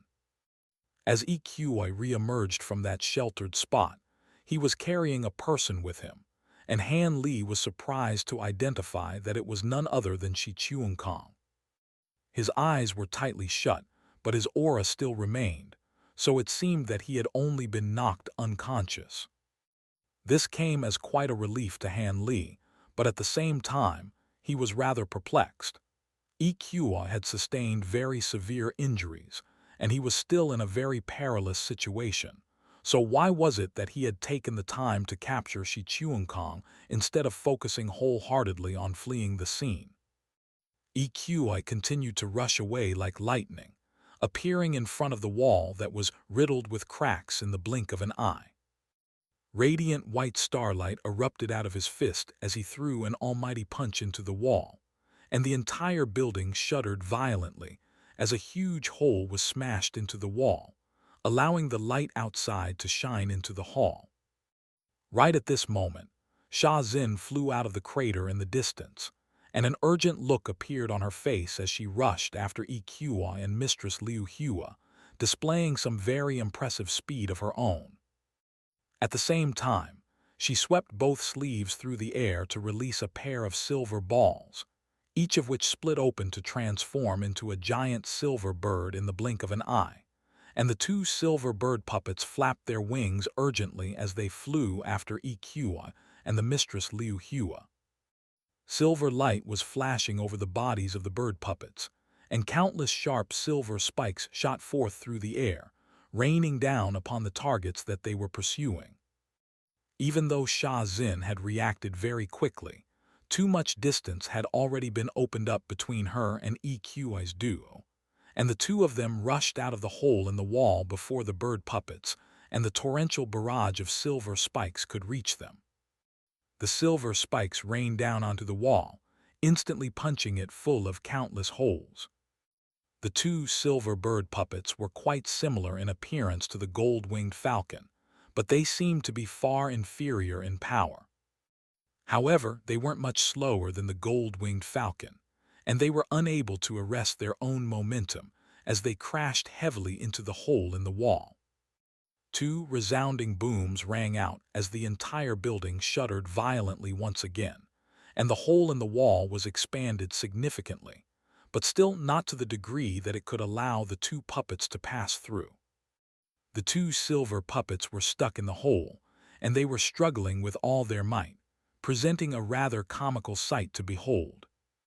Sha Zin rushed over to the wall with a furious expression, and she made a rapid string of hand seals, upon which the two puppets rapidly shrank back down into a pair of silver balls that flew into her grasp. Xio Zai, Kun Yu, come with me. Zhuo Fa, I'm going after EQI, so I'll leave everything here to you. You can have control of the gold-winged falcon for now as well. Kill all of the profound city scoundrels here, Sha Zin ordered as she turned to Zhuo Fa. At this moment, Fu Jian was still trapped in his crimson cocoon, and his aura was becoming more and more feeble, clearly indicating that he wasn't far away from death. Out of the other three subsidiary city lords, Qin Yuan was dead, and Chen Yang had defected to Puppet City, so the remaining profound city forces consisted only of Han Li, Sun Tu, Duan Tong, Zhu Ziyuan, and Zhu Ziking. Duan Tong, Zhu Ziyuan, and Zhu Ziking's expressions changed drastically upon hearing this, and they wanted to flee, but they didn't dare to for fear of incurring Sha Zin's wrath. At this moment, black light was flashing over Sun Tu's body, seemingly having unleashed some type of secret technique, and he rose to his feet with a grim expression. You can count on me, City Lord Sha, Zhuo Fa assured as he cupped his fist in a salute, while the woman in purple and the brawny man by the name of Kun Yu prepared to set off with Sha Zin. Han Li's gaze was focused intently on the woman that had been referred to as Xiao Zai by Xia Zin. Right as the trio was about to depart, Xia Zin seemed to have suddenly detected Han Li's gaze, and she turned to look at him. Han Li hurriedly looked away upon seeing this, continuing to act as if he were in excruciating pain. A hint of befuddlement flashed through Xia Zin's eyes, but she didn't delay any longer here and flew out of the hole in the wall, followed closely by Xiao Zai and Kun Yu. Meanwhile, Zhuo Fa made a hand gesture, and Wu Yun, the two bald men, Chen Yang and Xuanyuan Xing, immediately converged to surround Sun Tu and the others. Grim looks appeared on the faces of the four profound city cultivators, and they immediately formed a circle with their backs facing each other. Inside the weeping blood formation, Han Li was watching the purple-robed woman's departing figure with a conflicted look on his face. However, he was able to quickly compose himself before continuing to absorb the tremendous bloodline power in the formation. At this point, both Xia Zin and EQI had already left, so he no longer had to keep up his act, and he began channeling his heavenly baleful purgatory arts with all his might. Bright crimson light erupted out of his body, as one profound acupoint was opened after another amid a string of dull thumps. The entire weeping blood formation was also suddenly glowing far brighter than before, and the crimson light inside was swirling rapidly to form a vortex. The attention of the puppet city cultivators was instantly drawn to Han Li, and Sun Tu and Duan Tong pounced on this opportunity to rush out of the encirclement. At the same time, Zhu Ziyuan and Zhu Ziking also rushed away in another direction. Zhuo Fa cursed himself for his own complacency as he immediately set off in pursuit of Sun Tu and Duan Tong with one of the bald men, and at the same time he yelled, "Wu Yun, you and Hai go chase after the other two. Chen Yang, Xuanyuan Xing, I'll leave the two people in the formation to you." Wu Yun and the other bald man gave an affirmative response before rushing after Zhu Ziyuan and his sister, while Chen Yang and Xuanyuan Xing made their way over to the weeping blood formation. Right at this moment, a cold harumph suddenly rang out beside their ears, and they felt as if a pair of red-hot daggers had been driven into their skulls. They were just about to cry out in pain when a series of translucent chains shot out of the formation, then vanished into their heads in a flash. The two of them were instantly completely immobilized and rooted to the spot. All of this had taken place in the blink of an eye, so Zhuo Fa and the others weren't aware that anything was amiss. From their perspective, it simply looked like Chen Yang and Xuanyuan Xing were observing the weeping blood formation. "Given our past history, I won't kill you, but don't disturb me," Han Li said in a cold voice, then continued to channel his heavenly baleful purgatory arts with all his might. After fleeing out of the encirclement, Sun Tu and Duan Tong immediately rushed toward the hole in the wall that had been smashed open by EQI. However, both of them were carrying injuries that hampered their speed, so they were intercepted halfway by Zhuo Fa and the bald man. Two resounding booms rang out as a giant white wolf and a giant silver panther came crashing down from above, standing directly in their path. Each puppet was over 100 feet tall, and they were casting enormous shadows over Sun Tu and Duan Tong. Zhuo Fan and the bald man were each standing atop the head of one of the giant beast puppets, and Sun Tu and Duan Tong stopped in their tracks as looks of despair began to surface in their eyes. "I have no personal qualms against you, but City Lord Xia has ordered me to take your lives, so I have no choice but to oblige," Zhuo Fa said, and the wolf puppet opened its cavernous mouth at this behest before biting down viciously upon Sun Tu and Duan Tong. Sun Tu and Duan Tong hurriedly sprang back in retreat upon seeing this, but to their surprise, despite the wolf puppet's enormous stature, it was extremely fast and agile. Before Duan Tong had a chance to react, a millstone-sized front paw had already appeared before him in the blink of an eye, sweeping toward him with tremendous power. Duan Tong's expression changed drastically upon seeing this, and he could only retaliate against the wolf puppet's formidable paw with his thick right arm. A gruesome crack rang out as Duan Tong's arm was instantly snapped in several places upon impact, and he was sent flying like a cannonball before crashing heavily onto the ground with blood gushing out of his mouth. The wolf puppet shuddered as it took a step back, but it was immediately able to steady itself before opening its mouth to release a burst of white light. The white light contained countless white flying needles that were screeching through the air, and they rained down upon Duan Tong in the blink of an eye. The needles were imbued with tremendous power, punching countless holes into Duan Tong's body and the ground around him, granting him a swift and painless death. A fearful look appeared on Sun Tu's face upon seeing this, and he immediately turned to flee. However, right at this moment, the bald man descended upon him atop his silver panther puppet, which was swinging its two massive front paws through the air in unison. Having just witnessed how easily the giant wolf puppet had overwhelmed Duan Tong, Sun Tu didn't dare to directly withstand the puppet's attack, and he frantically dodged to the side, only just barely evading the puppet's sweeping paws. Right at this moment, a sharp screeching sound rang out, and the giant wolf puppet released another torrential barrage of white needles that rained down upon Sun Tu.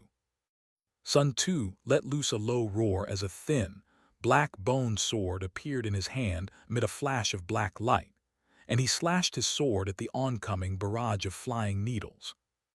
A burst of black light erupted out of the sword, then transformed into a projection of a black feline creature that opened its mouth to release a black whirlwind, which swept up all of the flying needles.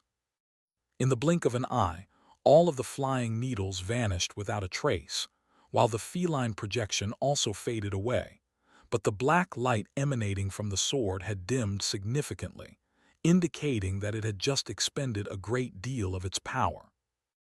However, Sun Tu then flipped a hand over to produce a white crystal, while he pressed into a slot on the hilt of the sword, and the crystal instantly vanished, while the black light radiating from the sword was restored to its former brightness. A hint of surprise flashed through Xiu Fa's eyes upon seeing this, but he continued to keep up the pressure, and the giant wolf puppet pounced on Sun Tu in the blink of an eye, displaying far superior speed to the silver panther puppet. Sun Tu remained calm and composed as he once again evaded the puppet's sweeping front paws, but after failing to strike Sun Tu with its initial attack, the wolf puppet immediately pushed off against the ground with its hind legs to send itself crashing toward Sun Tu like a small mountain. Yet again, Sun Tu was just barely able to evade the attack. Thus, a game of cat and mouse ensued, with the giant wolf puppet throwing itself at Sun Tu over and over again, while Sun Tu evaded all of its formidable attacks. Even though he was severely injured, Sun Tu was still a city lord, so he was far more powerful than Duan Tong and the others, and the giant wolf puppet was struggling to pin him down. The puppet was displaying exceptional speed and agility, far superior to what one would expect to see in a living creature of its stature, but it hadn't unleashed any more barrages of flying needles, and it was unclear if this was because it had already used up all of its flying needles.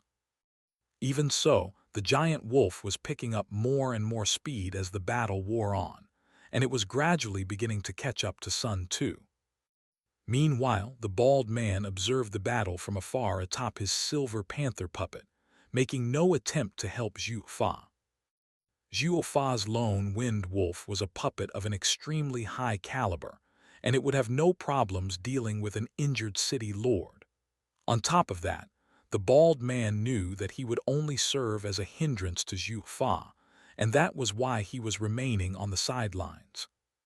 The giant wolf puppet continued to grow faster and faster, and right at this moment, it swept its front paw through the air once again. This time, the attack was too fast for Sun Tu to evade, yet right as he was about to be struck, He let loose a loud roar as he slashed his black sword through the air once again, releasing the same black feline projection, which bit down onto the front paw of the giant wolf puppet, and the paw abruptly vanished into thin air, while the black feline projection returned to the sword. However, the giant wolf puppet then performed a barrel roll before lashing out with its other front paw with perfect timing, as if Xiao Fa had already anticipated that the feline projection would appear. In the same instant that the feline projection vanished into the black sword, the giant wolf puppet's front paw struck Sun Tu on the chest, inflicting several long and deep gashes. Sun Tu was sent flying back through the air with blood spraying out of his mouth, and he slammed heavily into the ground with a loud thump. Before he had a chance to get up, a short halberd shot forth through the air like lightning, piercing straight through his dantian to pin him to the ground. Sun Tu struggled and writhed for a moment longer before falling completely still. Your puppet manipulation abilities have improved even further, Palace Master Zhuo. At this point, no one in our city aside from City Lord Xia is a match for you, the bald man praised as he approached Xiao Fa atop his silver panther puppet. You're far too kind, Brother Haida. In terms of puppet manipulation, Palace Master Wu Yun and Palace Master Kun Yu aren't inferior to me, and Celestial Maiden Xio Zai possesses such exceptional aptitude that even City Lord Xia has nothing but praise for her. Compared with them, I still have a lot of room for improvement, Xiao Fa replied, then jumped down from his puppet before landing beside Sun Tu to recover his halberd. His gaze then fell upon Sun Tu's black bone sword, and his eyes lit up slightly as he stowed the sword away. After that, he rummaged through Sun Tu's robes to fish out a few more items, before jumping back onto his white wolf puppet. Haida raised no objections to this. Xiao Fa was the one who had killed Sun Tu, so he was naturally entitled to all the spoils. The two of them then turned their attention to Wu Yun and Hai who were currently locked in a fierce battle against Zhu Ziyuan and Zhu Ziking. Both Zhu Ziyuan and Zhu Ziking were carrying some injuries that hampered their combat prowess, and as a result, Wu Yun and Hai had already gained the upper hand. At this rate, it was only a matter of time before they emerged victorious. Meanwhile, Chen Yang and Xuanyuan Xing were still standing in front of the Weeping Blood formation, making no attempt to enter it. Xiao Fa's expression darkened slightly upon seeing this, and he rushed over to the two of them atop his giant wolf puppet before asking in a cold voice, "What are you still waiting for, fellow Taoist Chen Yang?" Haida also arrived on the scene behind Xiao Fa, and he suddenly interjected, "Hold on, something's not quite right here." Only then did Xiao Fa notice the dazed looks on Chen Yang and Xuanyuan Xing's face, and he drifted down from his puppet before giving Chen Yang a nudge as he asked, "What's going on here?" However, Chen Yang and Xuanyuan Xing remained completely still and unresponsive. "It looks to me like restrictions have been placed on their souls," Haida remarked. "That does appear to be the case, but who could have done this? Does it have something to do with this formation?"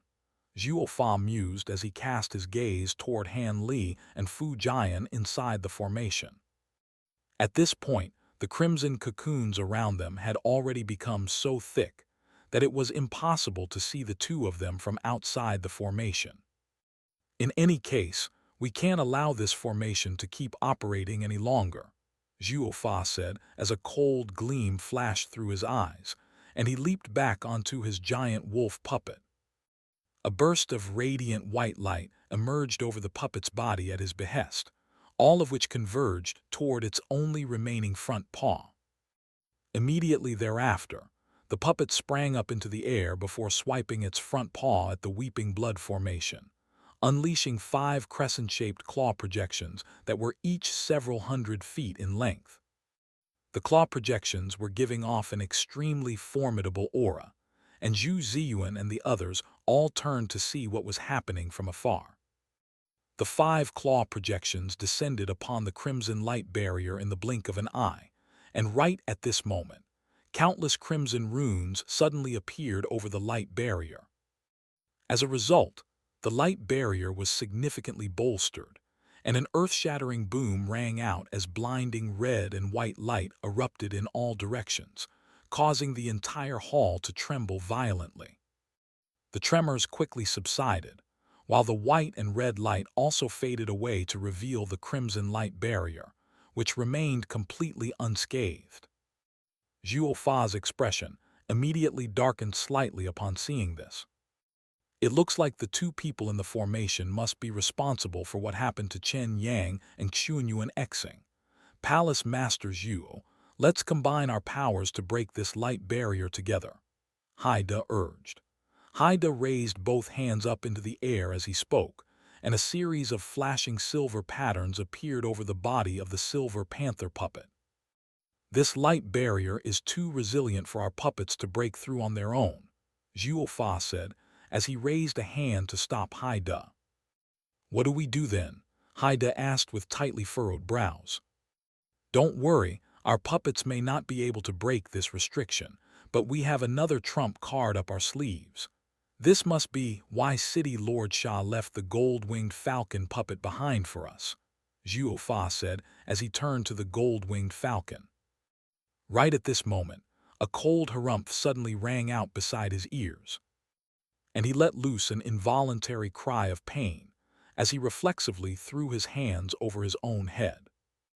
At the same time, several translucent chains shot out of the formation, reaching Xiao Fa in the blink of an eye.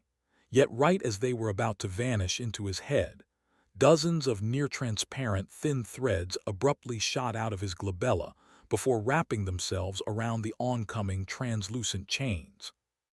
The translucent chains were instantly stopped cold in their tracks, but the chains were far thicker and more powerful than the translucent threads, so they were able to continue inching forward through the resistance.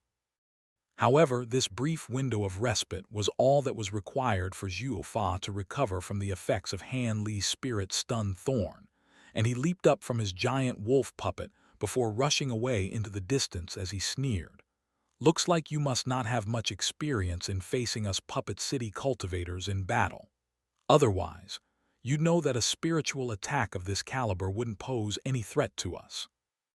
Haida also immediately retreated into the distance with Xiao Fa, while Han Li made a hand seal from within the weeping blood formation, and his spiritual sense chains struggled free from the translucent threads before flying back to him. After that, Han Li took a deep breath and continued to focus on channeling his heavenly baleful purgatory arts. During this brief period of time, he had opened close to 30 more profound acupoints. Xiao Fa flew onto the gold-winged falcon in the blink of an eye, and a series of translucent threads shot out of his fingertips before vanishing into the puppet's body. Meanwhile, Haida was standing in front of the gold-winged falcon, observing the weeping blood formation from afar with a wary look on his face. Some of the black light was still lingering on the surface of the gold-winged falcon's body, but it had stopped proliferating. A burst of radiant golden light appeared over the gold-winged falcon's body at Xiao Fa's behest, and the golden light began to retaliate against the black light. As a result, the black light began to dissipate, but at a very slow rate. A hint of impatience flashed through Xiao Fa's eyes as he pulled out the black bone sword that he had just taken from Sun Tu before slashing it through the air.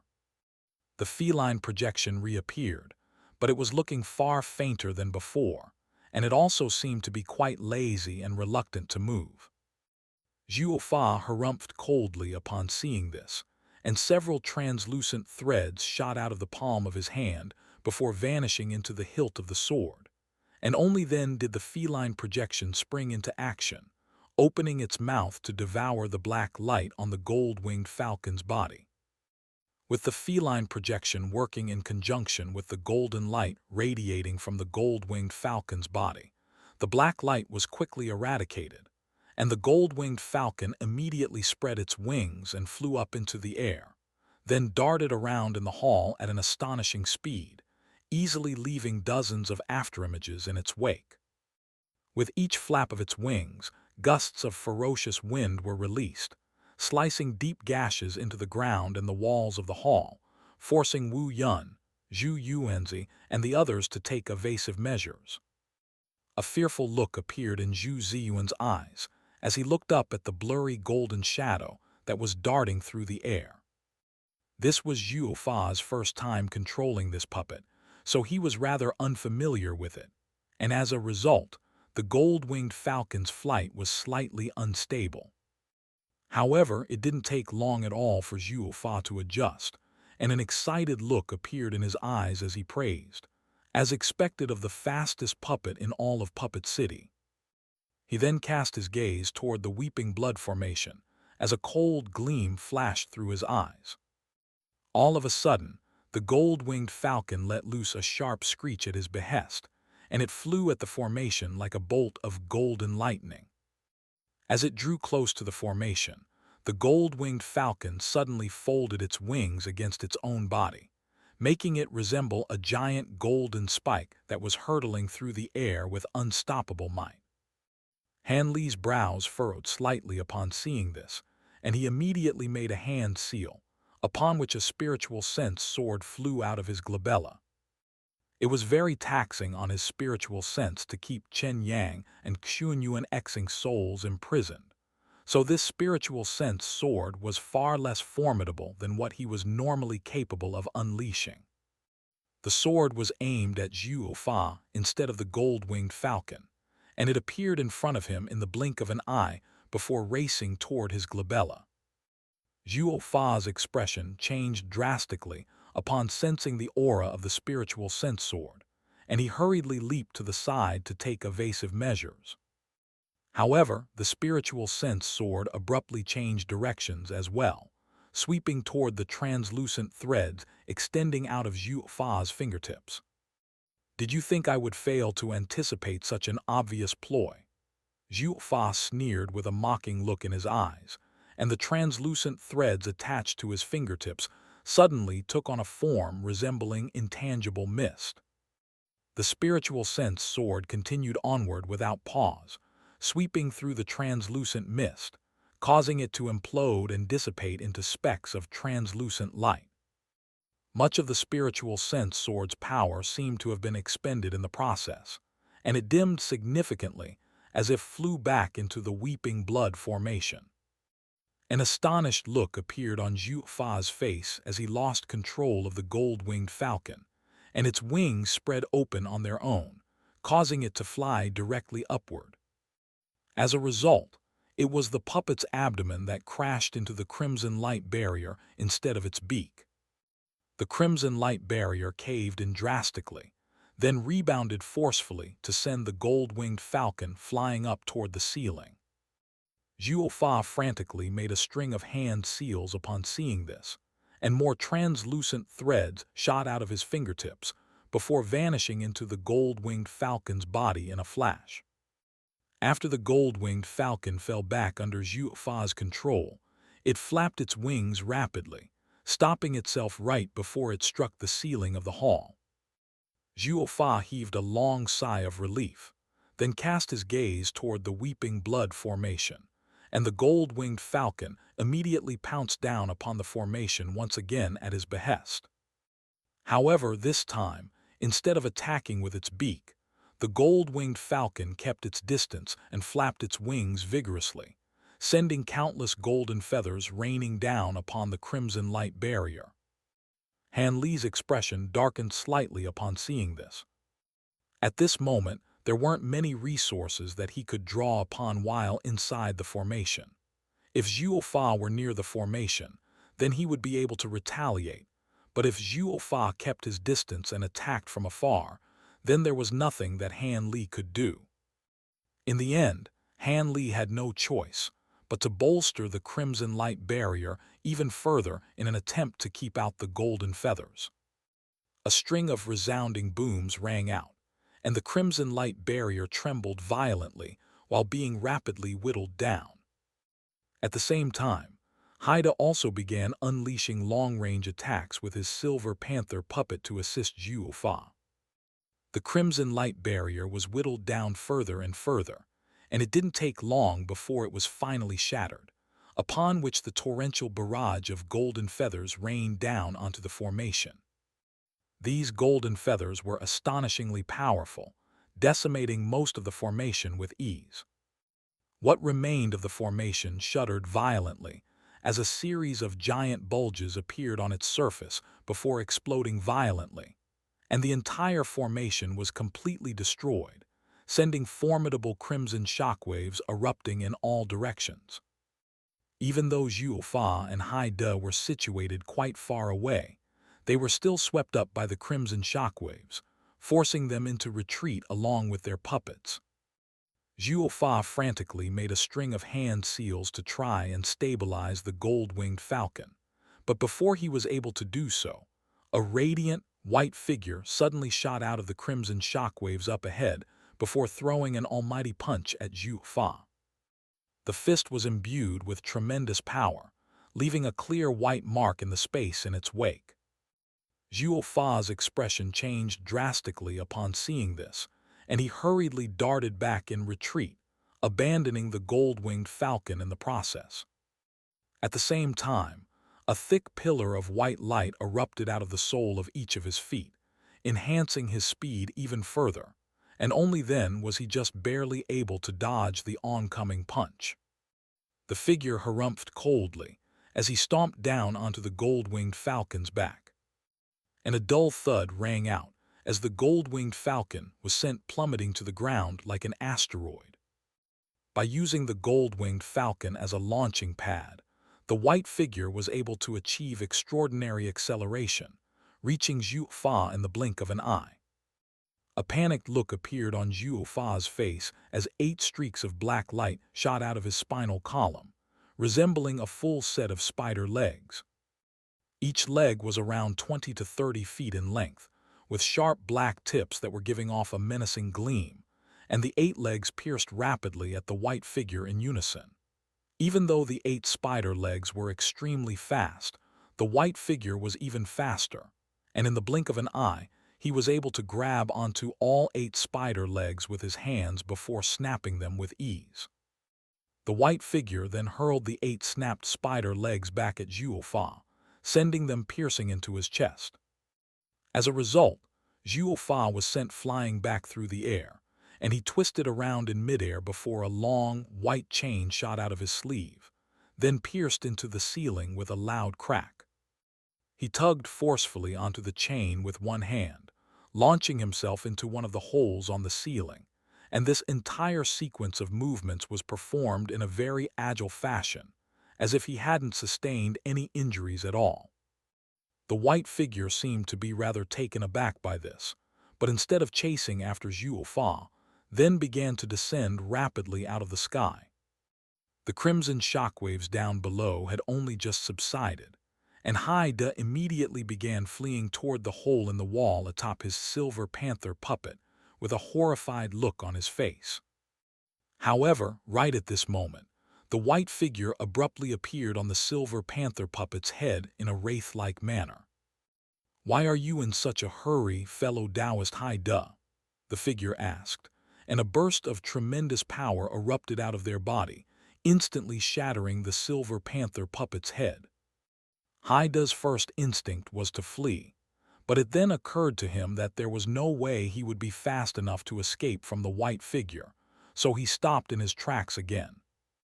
"You're a smart man, fellow Taoist Hai De. If you had dared to attempt an escape just now, you would have ended up just like this puppet," the white figure said as they stomped onto what little remained of the silver panther puppet's head, and its enormous body was instantly sent crashing into the ground. Hai De shuddered as a fearful look flashed through his eyes, and he remained completely still on the spot, not daring to make any false moves. All of a sudden, a hole was blasted into the wall in the distance, and Wu Yun and Hai rushed out of the hole as quickly as they could. The white figure had come from within the Weeping Blood formation, so he was clearly one of the 2 profound city cultivators inside. With that in mind, The two of them immediately abandoned Zhu Ziyuan and Zhu Ziking to flee for their lives. Zhu Ziking was just about to turn and flee as well, only to be stopped by Zhu Ziyuan, and the two of them spoke briefly through voice transmission before making their way toward the white figure together. Zhu Ziyuan's body was riddled with wounds, but he was still standing as straight as ever, and he cupped his fist in a grateful salute toward the white figure as he said, "Thank you for saving us, fellow Taoist Li." Zhu Ziking also quickly followed suit. The white light around the figure quickly faded to reveal none other than Han Li. "Those two left on their own, so you have nothing to thank me for," Han Li replied in an indifferent manner. He harbored no animosity toward the Zhu siblings. However, now that he had become sworn enemies with EQI, he naturally didn't consider the two of them to be his allies either. "In any case, you saved our lives, and for that, I owe you a favor, fellow Taoist Li. I'll be sure to repay you in the future, but for now we'll be taking our leave," Zhu Ziyuan said, then began making his way toward the nearest hole in the wall. Zhu Ziking took a glance at Han Li, and it seemed like she wanted to say something, but ultimately remained silent as she followed along after Zhu Ziyuan. The two of them quickly leaped out of the hole in the wall and vanished out of sight. "Fellow Taoist Li, may I ask why you've instructed me to stay behind?" Haida asked with an uneasy expression. "Don't be afraid, I only asked you to stay as I have a few questions for you. If your answers prove to be satisfactory, then I'll spare your life." "Come with me," Han Li replied, then turned and made his way into the distance. Haida was very relieved to hear this, and he immediately followed along. The two of them quickly arrived beside the gold-winged falcon, and after examining the puppet for a moment, Han Li turned to Haida as he asked, "If I'm not mistaken, the cultivators of your puppet city are using spiritual sense threads to manipulate these puppets, right?" "That's correct," Haida replied. "It must require very powerful spiritual sense to accomplish this, so all of you Puppet City cultivators must be using some spiritual sense enhancement secret technique, right? What is the name of this secret technique?" Han Li asked. "It's a secret technique bestowed upon us by City Lord Shah, and it's called the Puppet Heart Technique," Haida replied. "Give me the secret technique," Han Li ordered in a cold voice. A hesitant look appeared on Haida's face upon hearing this. "Is there a problem?" Han Li asked as a hint of killing intent flashed through his eyes. "Not at all. Here's the secret technique," Haida hurriedly replied in a fearful manner as he pulled out a jade slip before offering it up to Han Li. Han Li's expression eased slightly as he accepted the jade slip before injecting his spiritual sense into it. The jade slip contained a spiritual sense enhancement secret technique that was no less profound than the spirit refinement technique, and it consisted of 5 levels. Aside from the secret technique itself, the jade slip also contained instructions on how to manifest one's spiritual sense into threads suitable for puppet manipulation. Han Li was very interested in the art of puppetry to begin with, so he immediately began to study the contents of the jade slip closely. A short while later, he stowed the jade slip away before raising his hands, and thick translucent threads shot out of his fingertips before vanishing into the gold-winged falcon's body. A burst of golden light instantly appeared over the gold-winged falcon as it rose up into the air, much to Haida's astonishment. The art of puppet manipulation was extremely difficult to master, and even with sufficient spiritual sense, it would normally take at least a century of diligent practice to master the art. Yet Han Li had accomplished this in what seemed like the blink of an eye. Han Li sprang onto the gold-winged falcon's back, and it immediately began flying around inside the hall at his behest. However, as a complete novice in puppet manipulation, his control over the gold-winged falcon was far inferior to that of Zhu Fa, and it was flying in a very unstable manner. Han Li only flew around atop the gold-winged falcon briefly, before jumping back down onto the ground. The art of puppet manipulation was extremely difficult to master, and he was only able to just barely get the hang of it thanks to his tremendous spiritual sense. Furthermore, he had no intention of using puppets in battle, and he was only familiarizing himself with the art of puppet manipulation in order to better prepare himself for potential future battles against Puppet City cultivators. I saw earlier that these puppets can be shrunk down into balls. How is that done? Han Li asked.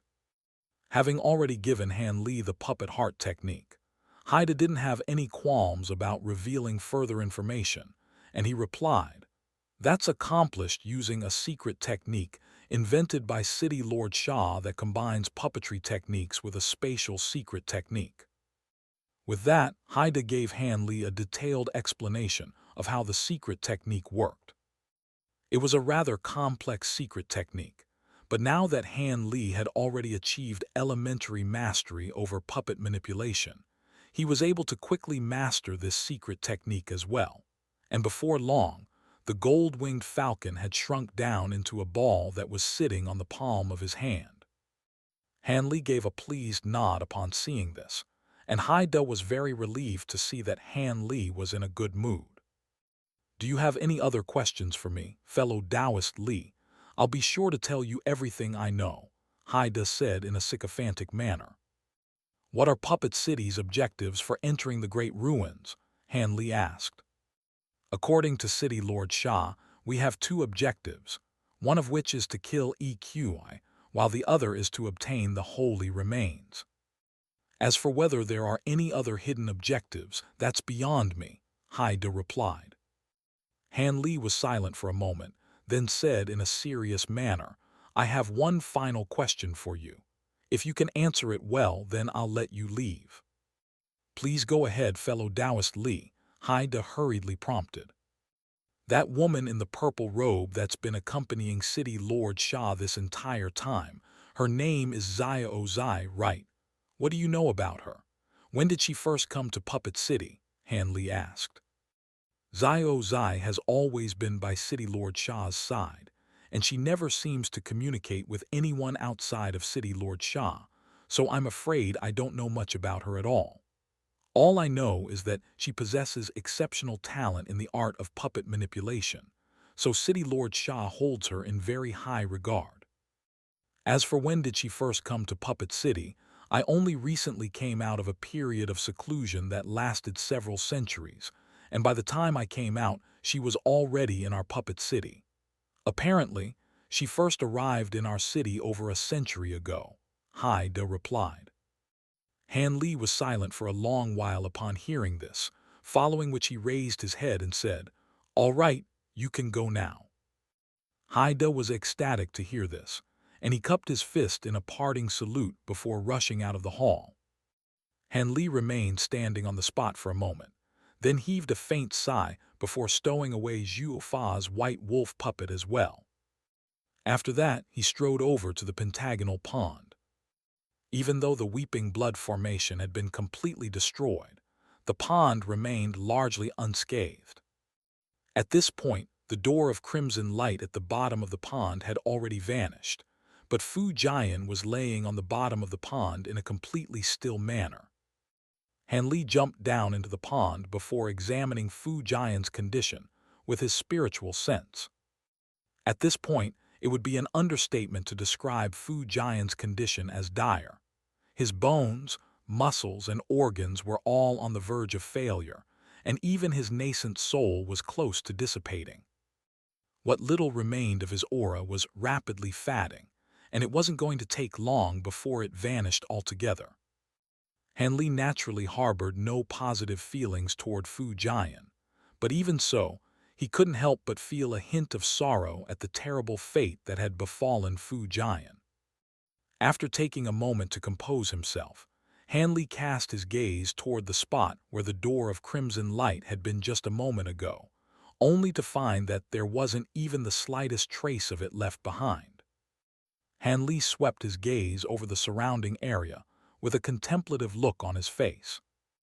Even though he had found a diagram of the Weeping Blood formation in the back of the hall, He still had no idea why the formation was here, and where the bloodline power surging out of the Crimson Gate of Light had come from. It seemed that EQI still knew a bit more than he did.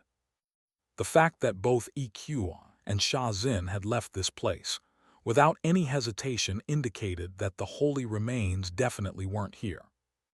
In that case, he had no choice but to follow them deeper into the Sculpture spatial domain, both to pursue Violet Spirit and to find a way to leave this place.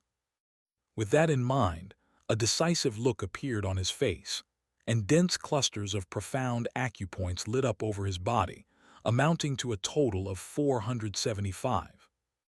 Even with Zhu Fa's interference, Han Li was still able to master the first 3 levels of the heavenly baleful purgatory arts before the weeping blood formation collapsed. On top of that, the heaven-controlling vial had absorbed the majority of the formation's power, so he could draw upon it to continue breaking more profound acupoints in the future. Even though he was still currently no match for EQI and Sha Xin, he was confident that he could crush any of the other cultivators from the 2 cities. Furthermore, with his speed and movement techniques, he was somewhat confident in his ability to escape from EQI and Sha Xin should a conflict arise. Han Li quickly concealed his profound acupoints again before turning his gaze to the other side of the blood pond, where Chen Yang and Xuanyuan Xing were still rooted to the spot. Several translucent chains flew out of their heads at Han Li's behest, instantly restoring their mobility. The 2 of them looked around to discover that the hall was even more severely ravaged than before, and on top of that, there was no one else here aside from Han Li. An awkward look appeared on Chen Yang's face as he stuttered, "Fellow Taoist Li Yu, the Puppet City cultivators have already left. If you want to go after them, then go ahead," Han Li said in an indifferent manner, then flew out of one of the holes in the walls. Upon arriving outside the hall, Han Li swept his gaze over his surroundings with slightly furrowed brows. His spiritual sense was next to useless in the great ruins, so he could only carefully examine the residual energy fluctuations in the air to try and determine where Sha Xin and the others had gone. However, too much time had passed, and the residual energy fluctuations in the air had become far too scattered. Hence, he could only decide on a rough direction to set off in. At this moment, he felt as if his own body were filled with inexhaustible power that he was still rather unaccustomed to, and he would often find himself overbalancing slightly from exerting too much force while racing along the ground.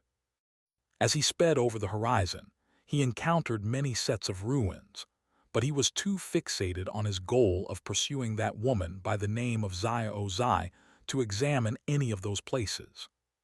3 days later, Han Li arrived in a large, abandoned garden with a series of fake mountains of different shapes and sizes littered throughout.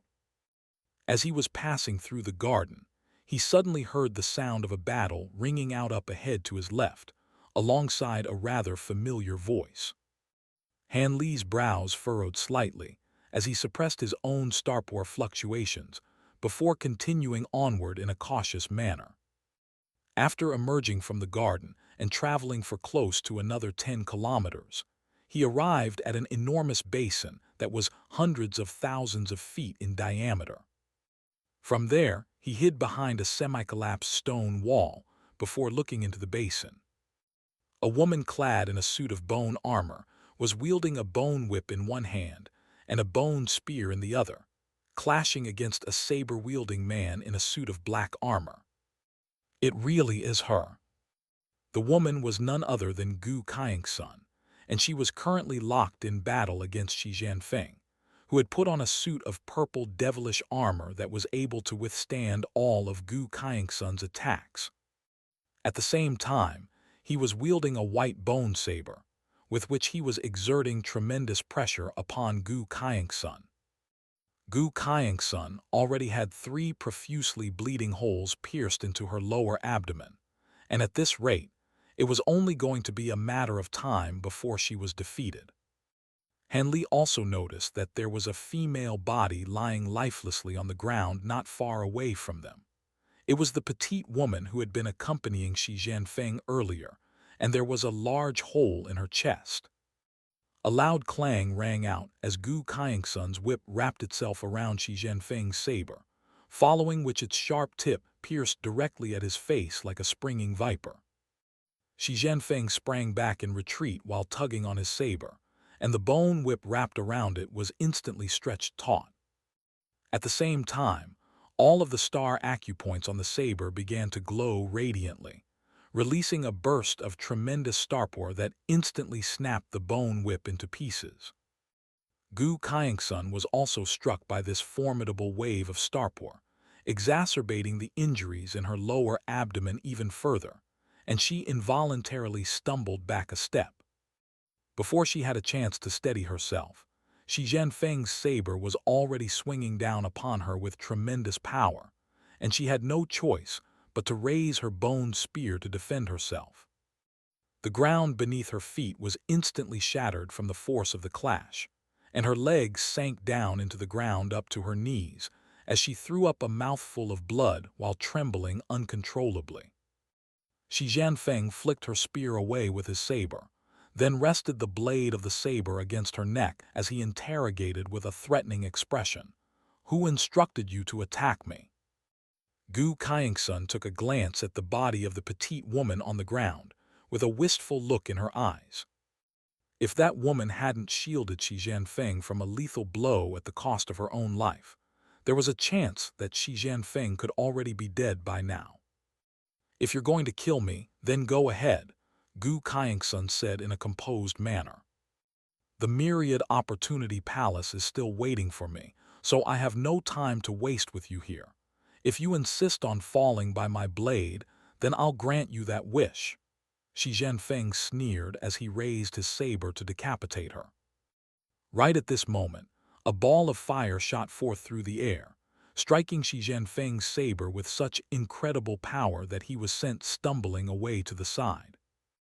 Xihan Fang took a glance at his own saber to discover that a red-hot, molten rock was currently slowly sliding down the blade of the saber. He hurriedly turned around to find a tall figure in the distance, casually approaching the scene while tossing a few walnut-sized rocks up and down in his hands. A stunned look appeared on Xihan Fang's face as he identified Han Li, and mixed emotions surfaced in Gu Kaiengsun's eyes as well. "Long time no see, Your Highness," Han Li said with a faint smile. Xihan Fang's eyes narrowed slightly as he sized up Han Li from afar. For some reason, he couldn't help but feel as if there were something different about him. "Are you going to get involved in our private conflict, fellow Taoist Li?" Xihan Fang asked as his brows furrowed slightly.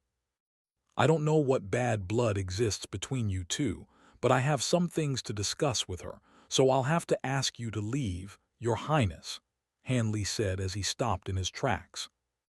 "You can have a chat with her after we've settled our differences."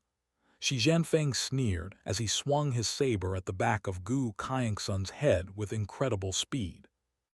A burst of radiant starlight erupted out of the palm of Han Li's hand, instantly burning the rocks that he was holding into a red-hot state, and with a flick of his wrist, 4 semi-molten rocks were sent flying out of his grasp, reaching Xihan Fang in the blink of an eye, with 2 of them aimed at his saber and the other 2 aimed at his heart and his dantian. Xihan Fang hurriedly withdrew his saber to defend himself, and the 2 rocks aimed at his saber missed their target, while the rocks aimed at his body were kept out by the saber.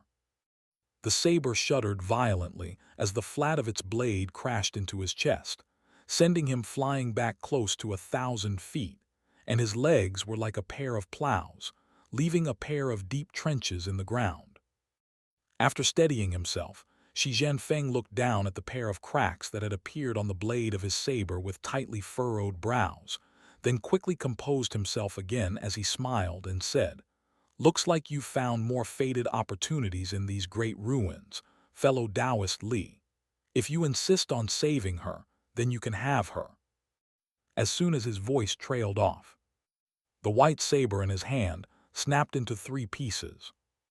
Despite this, he remained composed as he tossed the hilt of the saber aside, then bade farewell to Han Li before departing, quickly vanishing into the distance.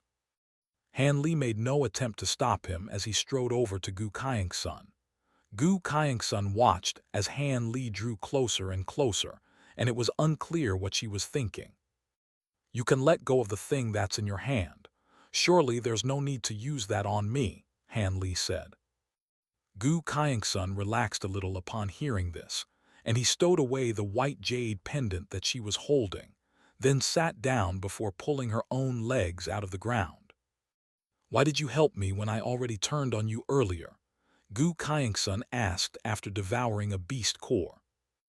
"I met Mistress Liu Hua earlier, and he removed the black tribulation centipede in my body, so I'm helping you as a form of repayment to him," Han Li explained. "You met him, how is he?" Gu Kaiengsun hurriedly asked. "He's doing well. He should currently be with EQI right now, traveling to where the holy remains are," Han Li replied, and a look of relief appeared on Gu Kaiengsun's face upon hearing this. "Who exactly are you?" Han Li suddenly asked. "I'm sure you've already figured it out at this point, haven't you? I'm a pawn left in the Sculpture spatial domain by His Highness, Shi Chu Kong. If it wasn't for his protection, I would have already perished by Du Qingyang's hands alongside my mother, and it's all thanks to him that I was able to survive and exact my revenge. Hence, I was obligated to follow his orders to eliminate Xihan Fang and Shi Chu Kong," Gu Kaiengsun replied. Gu Kaiengsun's reply confirmed the suspicions that Han Li had harbored ever since their previous encounter, and he nodded calmly in response. A wry smile appeared on Gu Kaiengsun's face as she sighed. "If possible, I really don't want to be your enemy. You can go after Xihan Fang as you please. In fact, I can even help you kill him if you need, but if you go after Shi Chu Kong again, then I'll have no choice but to strike you down," Han Li warned. Mixed emotions flashed through Gu Kaiengsun's eyes upon hearing this, and she offered no response. "Xihan Fang should be far away by now, so you shouldn't be in any more danger. This is where we part ways," Han Li said, then turned and departed without any hesitation. Gu Kaiengsun remained seated in silence for a long while, before rising to her feet. She was still looking a little unsteady on her feet as she strode over to her bone spear before picking it up, then took a deep breath before setting off in the same direction that Han Li had just departed in. At this moment, Han Li was racing along with slightly furrowed brows, and there were many thoughts running through his mind. He had thought that this trip into the Sculpture spatial domain would only be a brief one, and that he would be able to quickly return after finding Violet's spirit, but he had inadvertently become caught up in the conflict between Profound City and Puppet City. That was already quite a pain in the backside, and now that it had become clear that Xihan Fang and Shi Chu Kong also had some involvement in this place, the circumstances had only become more complicated. Compared with Xihan Fang, Han Li was more wary of Shi Chu Kong. The fact that Gu Kaiengsun was a pawn of his clearly indicated that he had already been exerting his influence upon the Sculpture spatial domain for a very long time. The only reason that they could be interested in a place as barren and desolate as the Sculpture spatial domain had to be the holy remains in the great ruins. With that in mind, Han Li couldn't help but wonder if that was also why Shi Chu Kong had willingly accompanied him into the Sculpture spatial domain. At the same time, he was thinking about Taoist Zai. Upon entering the Sculpture spatial domain, he discovered that his connection with Taoist Zai had become far weaker than before. It wasn't that their spiritual connection had been severed. Instead, Taoist Zai suddenly felt a lot more unfamiliar to him. Thinking back to the contents of the jade slip that Taoist Zai had given him, Han Li couldn't help but be curious about Taoist Zai's objectives. In fact, he was even beginning to suspect that this former owner of Taoist Zai's was none other than that set of holy remains, or perhaps the former owner of the great ruins. Otherwise, how was it possible that the jade slip contained information known to no one else? Even the route that he was currently taking was one that had been mentioned in the jade slip. After traveling for several hundred kilometers, Han Li began to spot more and more signs of recent battles, presumably left behind by EQI and Sha Xin. Occasionally, he would stop to take a look, only to quickly set off again. Close to a month flew by in a flash. On this day, Han Li arrived on a large white stone plaza. There were 4 9-story pagodas situated on the 4 corners of the plaza, and at the center of the plaza was a majestic palace that was far more massive than any other building he had previously seen in the great ruins.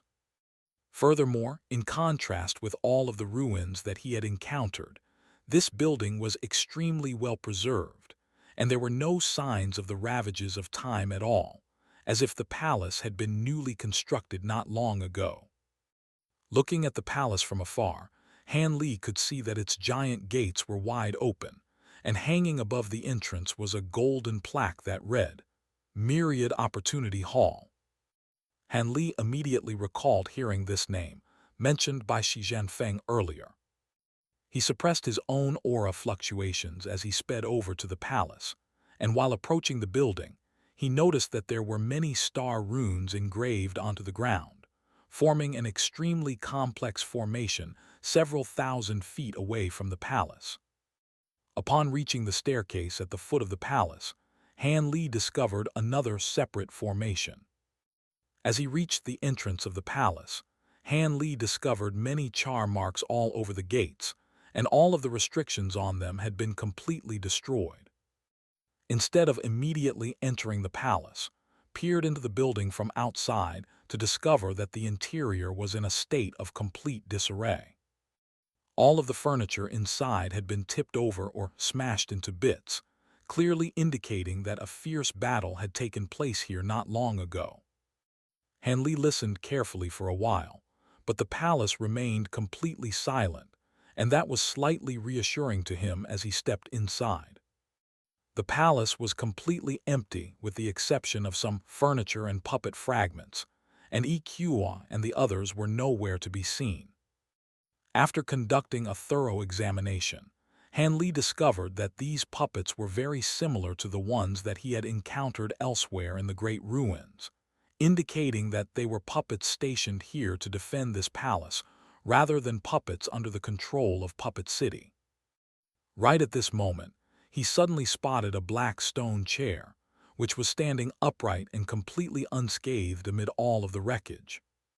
He strode over to the chair, and after conducting a brief examination, a faint smile appeared on his face.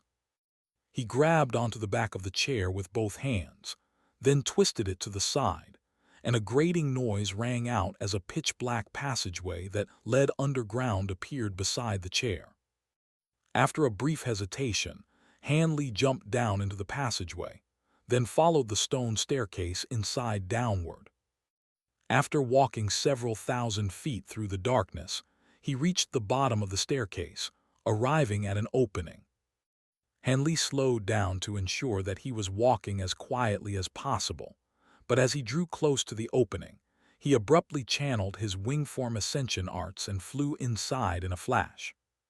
From there, he immediately swung around to inspect his surroundings, and he was relieved to see that there was no ambush waiting for him.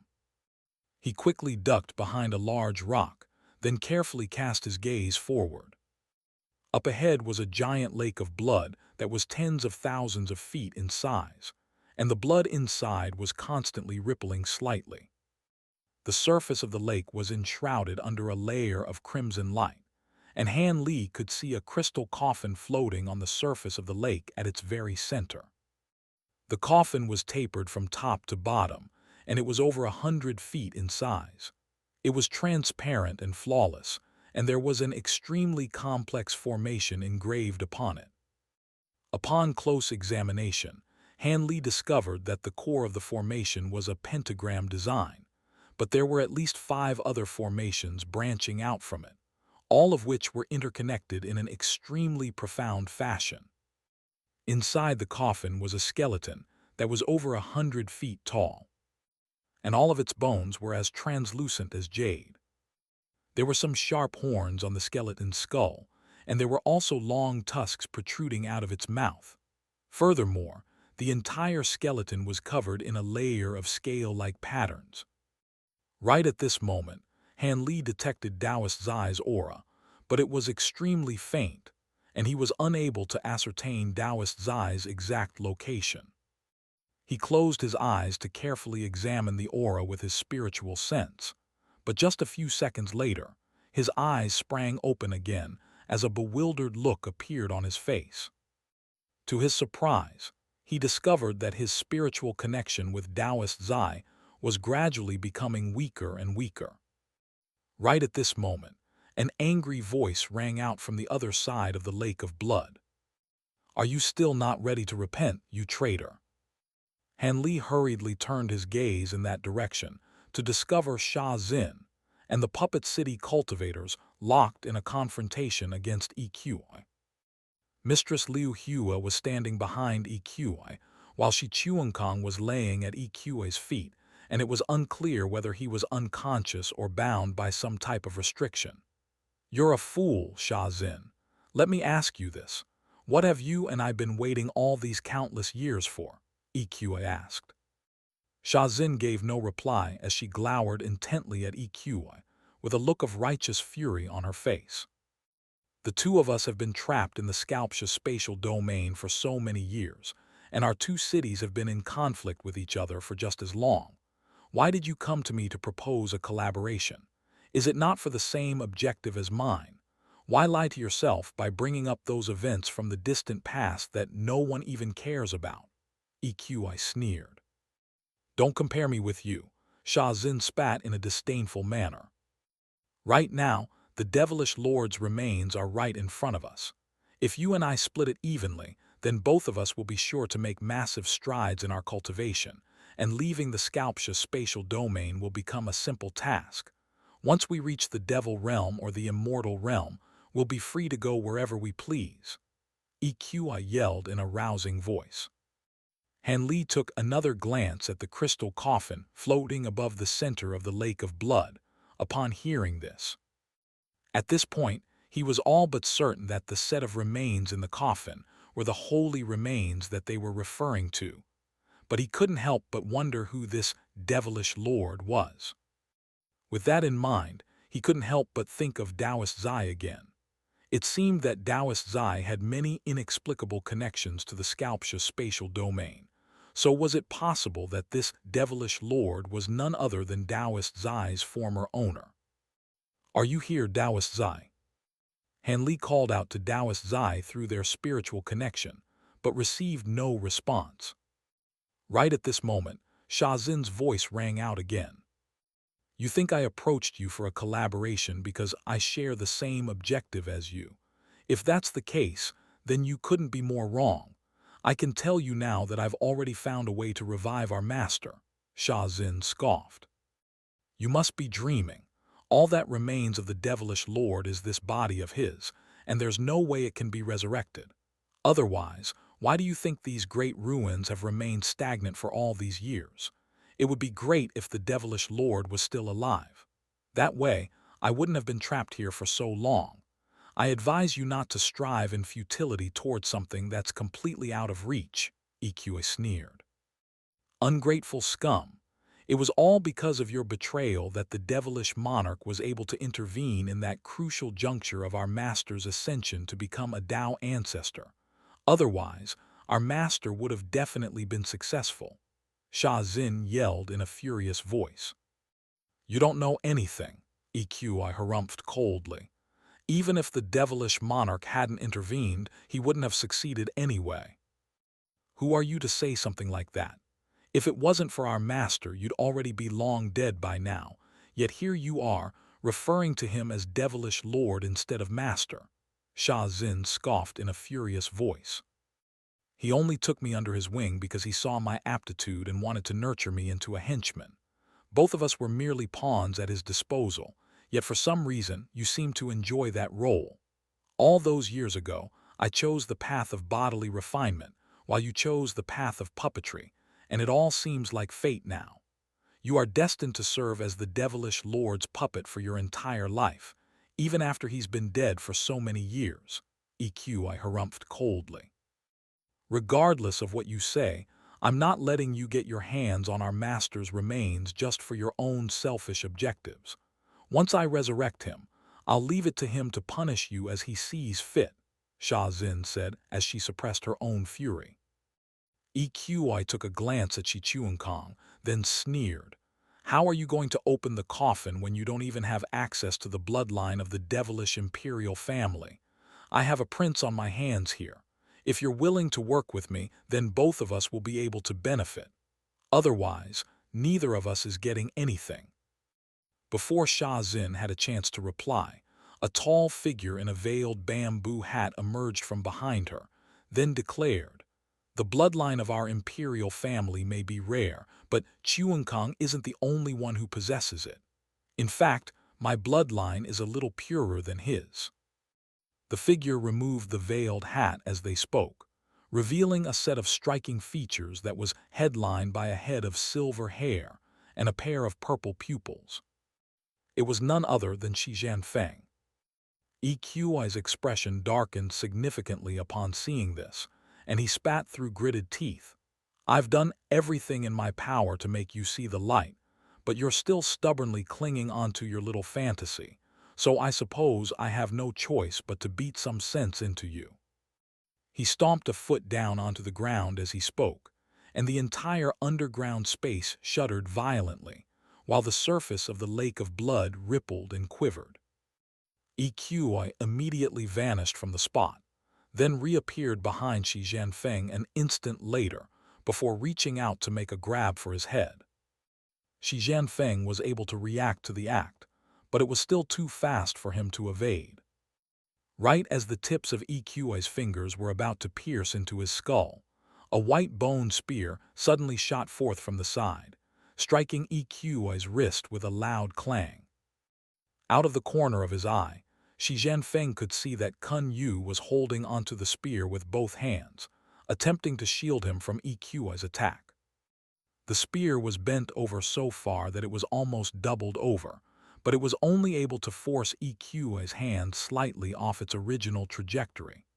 As a result, his swiping fingers failed to strike Xihan Fang's head, but they still left several gashes in his face. Taking advantage of this opportunity, Xihan Fang ducked down slightly before pouncing forward while drawing a white bone sword, and the star acupoints on the sword were glowing radiantly as he thrust it directly at EQI's lower abdomen. Right at this moment, the bone spear was snapped into two under EQI's hand, and at the same time, he raised a leg to block Xihan Fang's sword with his kneecap. Dense clusters of profound acupoints lit up over his leg, releasing a layer of starlight that protected his leg from the tip of the bone sword, following which he gave a cold harumph before abruptly kicking out with his leg. A ball of white light instantly erupted from the tip of his foot, hurtling directly toward Xihan Fang's face. Xihan Fang immediately sprang back in retreat, opening up close to 1,000 feet of distance between himself and EQI in the blink of an eye. However, EQI's speed was far superior to his, and before he even had a chance to steady himself, EQI had caught up to him once again. It was clear that EQI was desperate to eliminate Xihan Fang. The muscles on his right arm bulged as layers of white starlight surged forth, culminating in a burst of explosive power that erupted out of his fist. In the face of EQI's almighty punch, Xihan Fang was struck by a sense of asphyxiation, and he felt as if even the space around him had become slightly warped, making it very difficult for him to move. Han Li was rather astonished as he witnessed this from afar. EQI had sustained extremely severe injuries not long ago, yet it seemed like he had made a full recovery. Even in his current form, with 475 profound acupoints opened, Han Li had no confidence in withstanding this attack in Xihan Fang's place. All of a sudden, a string of resounding booms rang out, and 12 radiant metal balls abruptly appeared around EQI. Immediately thereafter, the 12 metal balls transformed into 12 armored puppets, each of which was holding a white bone chain with a curved blade on the end. The 12 bone chains were sent hurtling toward EQI from all directions, crisscrossing over one another like a cobweb. EQI immediately redirected his own fist upward upon seeing this, and a vast expanse of white starlight erupted out of his fist before splitting up into countless bursts of light that crashed toward the net formed by the white bone chains. Right at this moment, all of the star acupoints on the net of bone chains abruptly transformed into a series of miniature vortexes that released tremendous suction force. All of the starlight that had erupted out of EQA's fist was sucked into the star acupoints, thereby completely nullifying his attack. Before he had a chance to do anything else, the net of bone chains had already fully descended upon him. Immediately thereafter, the 12 armored puppets moved in a synchronized fashion to instantly adopt a certain formation, and a burst of silver lightning instantly flashed over the net of bone chains, forming a ball of silver lightning that trapped EQI inside. It was only then that Han Li noticed that the woman referred to as Xio Zai by Sha Xin was currently seated on the ground with her legs crossed, and there was a black stone formation played in front of her, upon which were placed 12 white stones. Controlling 12 puppets at once and arranging them into a set formation in such a uniform and synchronized fashion was a very difficult task, so it came as quite a surprise to Han Li that it was Xio Zai who had accomplished this feat, as opposed to Sha Xin. Kun Yu was standing not far away as her guardian, having pulled out another bone spear to replace his snapped one. Right at this moment, EQI's disdainful voice rang out from within the ball of silver lightning. "You think such a crude formation will be enough to trap me?"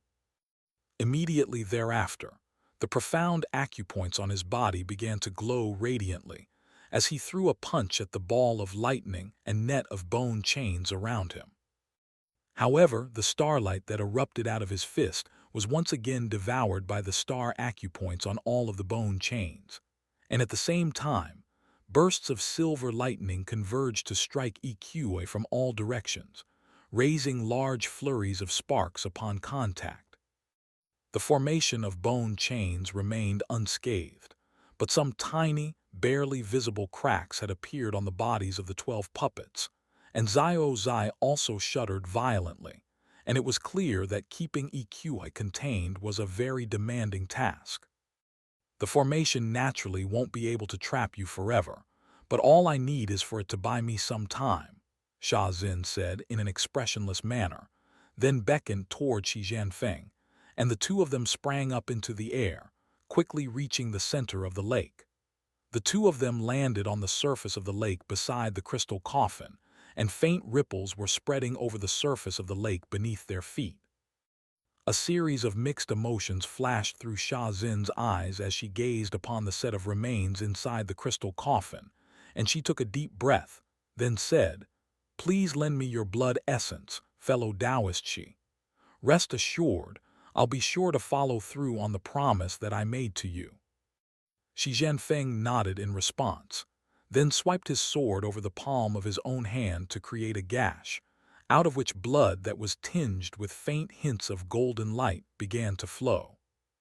Sha Xin immediately pulled a star wave pen out of a pocket in her sleeve, and after dipping the tip of the pen into Xihan Fang's blood essence, she began to make a series of inscriptions onto the surface of the crystal coffin. The lines of blood essence flowing out of the pen quickly came together to form a crimson formation that encompassed the entire coffin, fusing as one with the existing complex pentagram diagram on the coffin. The coffin began to glow with radiant red light while also trembling violently, causing the entire lake to ripple and churn. A layer of blood rose up from the lake like a living creature, encompassing the entire coffin to form a giant crimson cocoon. A resounding boom rang out as EQI unleashed another almighty attack against his restraints, and the formation around him was able to withstand his attack once again. But the cracks on the bodies of the armored puppets also increased further in size and number as a result. A faint crack rang out, and a crack appeared on each of the 12 stones on the formation plate in front of Xio Zai as well. At the same time, her body shuddered violently, and her complexion had turned deathly pale beneath the veil of her bamboo hat. A concerned look appeared on Han Li's face upon seeing this, and he didn't know how to proceed. If he were to intervene now, there was a very good chance that he could be targeted by both EQI and Sha Xin. On top of that, if he were to rush in recklessly, there was also a chance that he would only hinder Xio Zai rather than help her. At this point, he was mostly convinced that this Xio Zai was indeed Violet Spirit, but this was clearly not the right time and place for a reunion. Right at his moment, a dull thump suddenly rang out from the crystal coffin, and the cocoon of blood around it flowed back into the lake to reveal the holy remains. Strangely enough, the crystal coffin had completely disappeared, leaving behind only a crimson crystalline slab that was floating on the lake of blood, with the holy remains laying on top. The unveiling of the holy remains wasn't accompanied by any astonishing phenomena, as one would perhaps expect. In fact, it wasn't even giving off any formidable energy fluctuations, and it appeared no different from an ordinary body. However, Han Li could see that the crystalline slab beneath the body was riddled with extremely profound runes, most of which he had never seen before. Thankfully, the small portion of runes that he was able to identify were enough to tell him that the purpose of the crystalline slab was to suppress the body's bloodline power. An urgent look appeared in EQI's eyes as he stared intently at the holy remains through the ball of lightning around him, and he began lashing out at the surrounding formation once again. Meanwhile, Sha Xin made a hand seal while chanting an incantation, then gently laid a hand over her own lower abdomen. A burst of radiant white light instantly appeared over her lower abdomen, and a string of mechanical clicks rang out from what appeared to be her flesh, following which her fair skin spread outward like a blooming lotus flower. She's modified herself into a puppet. Han Li was very surprised to see this. After her lower abdomen split open, a burst of dazzling crimson light erupted out of the opening, and everyone around the lake of blood, with the exceptions of Sha Xin and EQI, were stunned to see that there was a beating heart contained within a crystal ball inside the crimson light. Not only was the disembodied heart beating vigorously, Han Li could hear the sound of its beating all the way from the other side of the lake.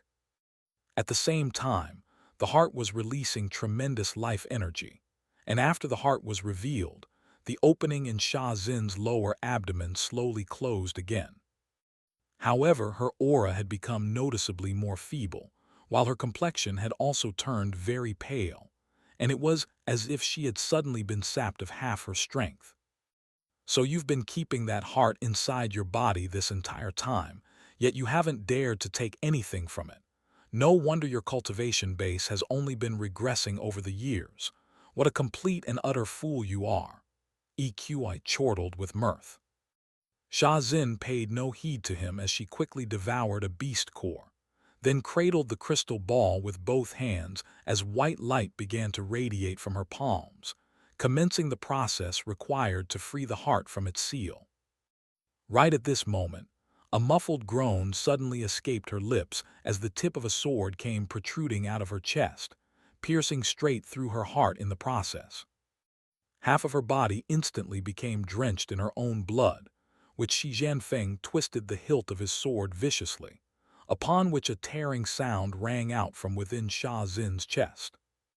Sha Xin threw up a mouthful of blood, then swung around to swing a hand at Xihan Fang's head.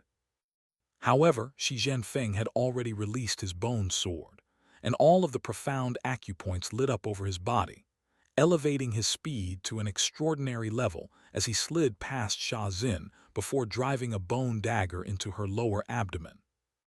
At the same time, he abruptly sprang up and grabbed the crystal ball out of Sha Xin's hand, then retreated to the other side of the lake of blood in the blink of an eye. At the same time, a resounding boom rang out, and a vast expanse of silver lightning erupted in all directions, causing the entire underground space to tremble violently.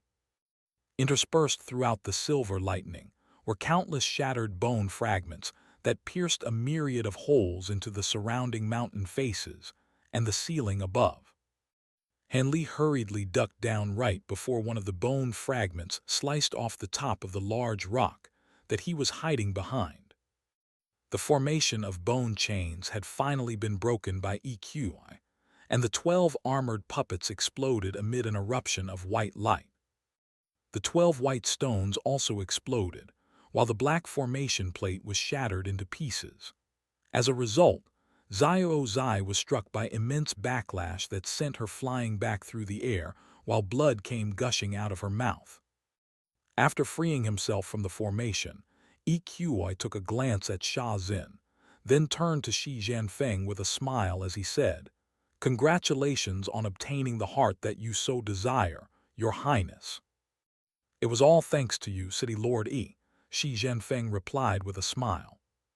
"So the two of you have been working together all along." Sha Xin spat through gritted teeth as she pulled out the bone sword that had pierced through her heart. "What do you think, City Lord Sha?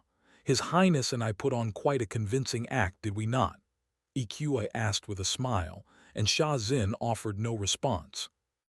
Earlier, Sha Xin had chosen not to intervene when EQI was trying to kill Xihan Fang precisely, because she was trying to see if Xihan Fang was truly on her side or not. But in the end, she had still been fooled. She reached into the front of her own robe to pull out a black stone vial that was around an inch in height, following which she pulled out the stopper before tipping out what appeared to be some golden sand onto the palm of her own hand. She spread the golden sand over the hole in her chest, and the sand instantly entered her body like a colony of living creatures to mend her wounds. "Now that you've lost the heart, there's no way for you to resurrect the devilish lord.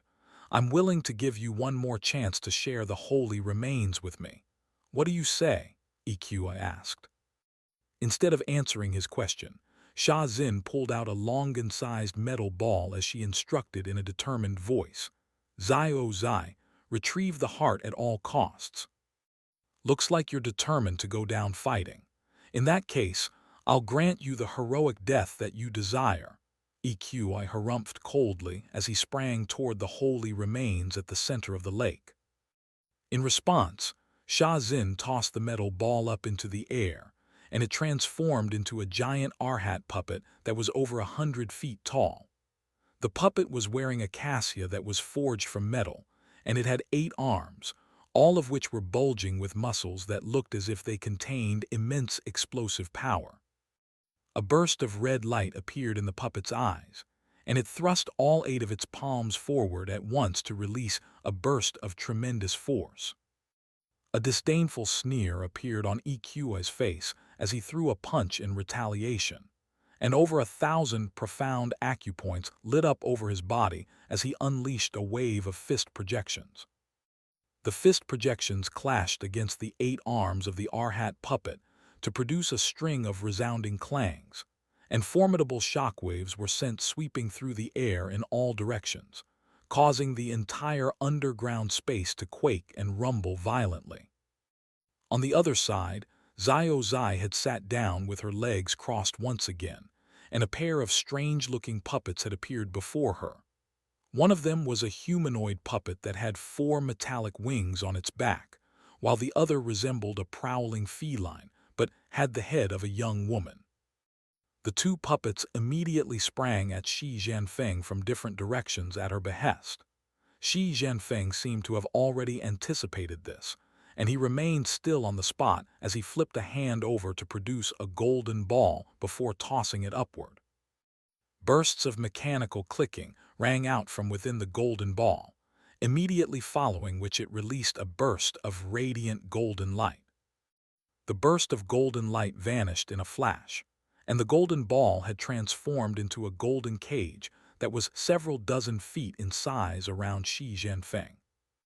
The winged puppet swooped down onto the cage, then flapped its four wings vigorously, releasing a flurry of feather-like blades of white light that rained down upon Xihan Fang, slicing tiny rifts into the space in their path.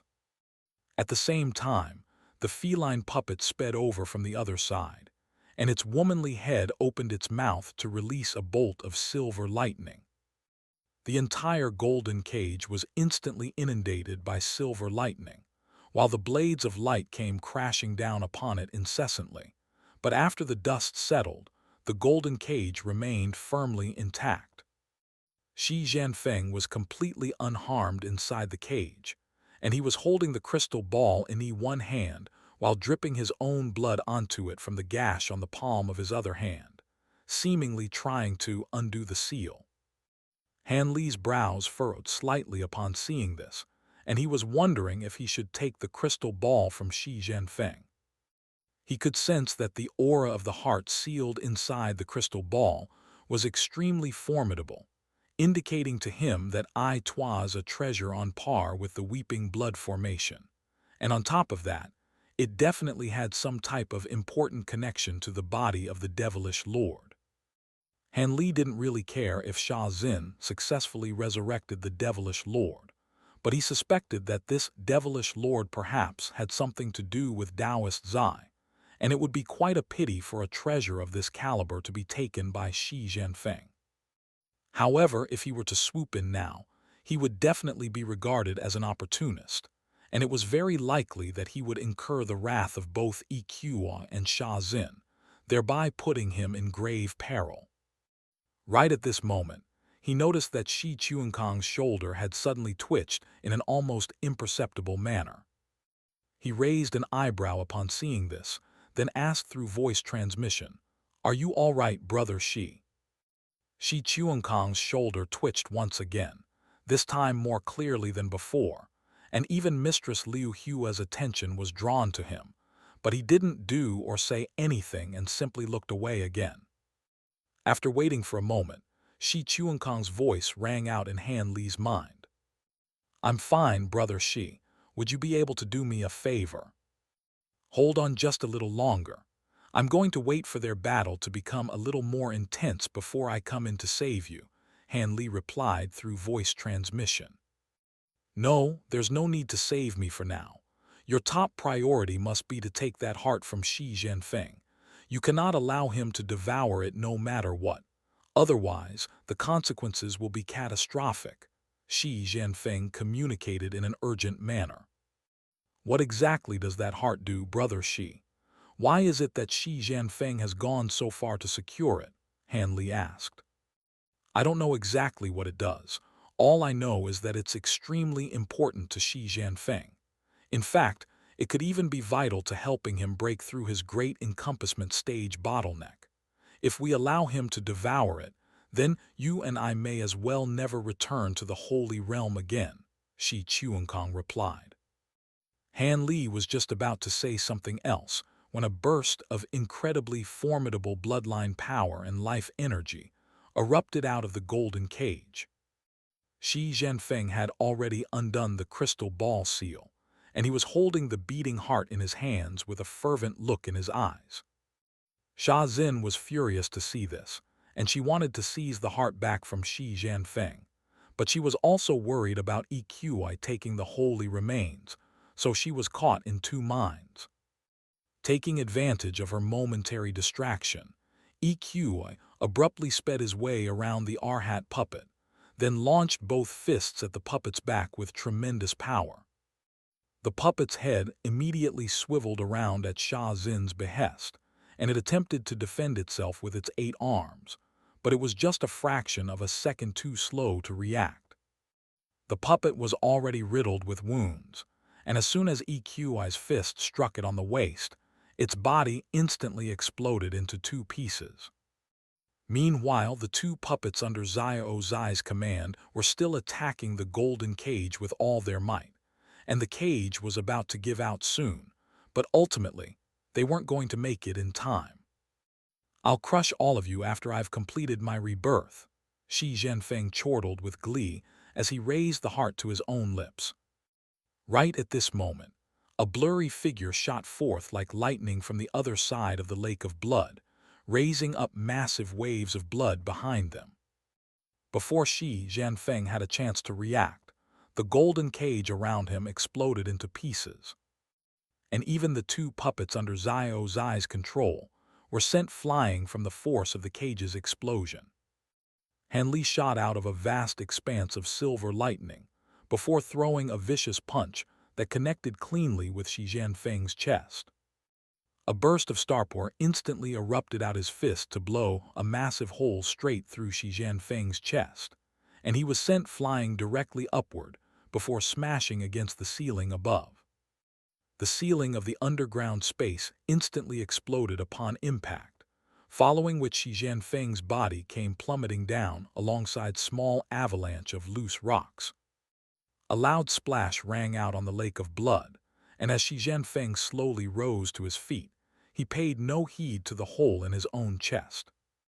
Instead, he stared at his own empty hands for a moment before letting loose a heart-wrenching roar of fury and indignation. Meanwhile, Han Li was standing on the opposite shore of the blood lake, holding the beating heart in his hands with a contemplative look on his face. Everyone was completely taken aback by this sudden turn of events, including Sha Xin.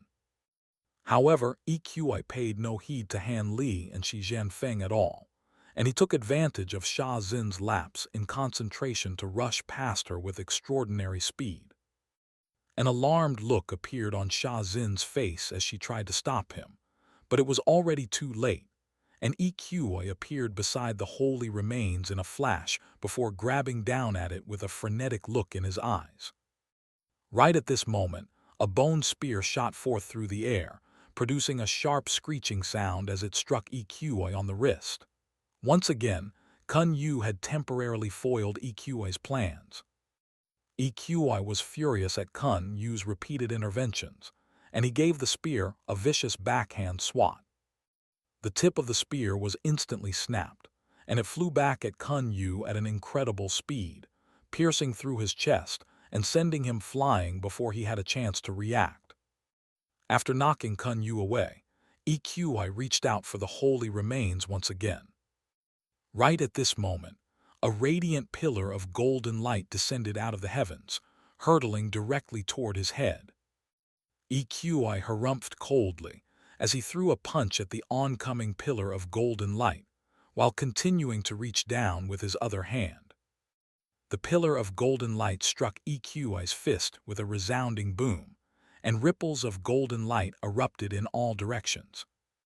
EQI's entire body stiffened as his feet sank half a foot into the ground, and a surprised look appeared on his face. Before he had a chance to steady himself, a golden tail that was around 40 to 50 feet in length and as thick as a millstone swept out of the golden light before striking him on the body to send him flying.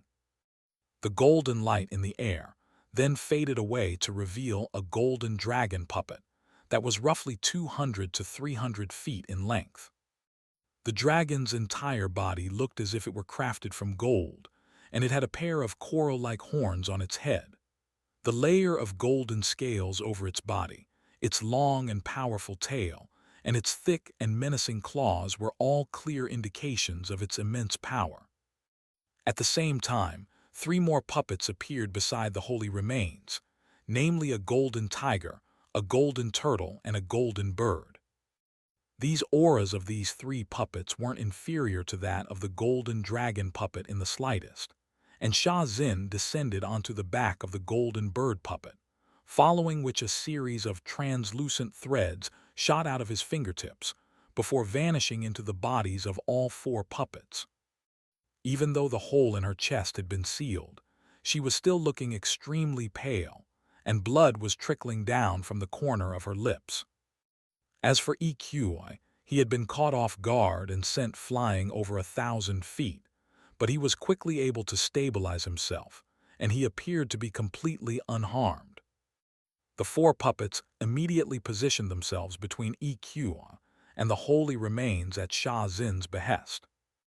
The astral four-symbol puppets really are quite formidable. If you weren't injured, perhaps they would truly pose a threat to me, but given your current state, how much of their power will you actually be able to wield? EQI sneered, then swooped down at the holy remains once again. As EQI came swooping down from above, a giant black sword that was over 10 feet in length appeared in his grasp amid a flash of black light.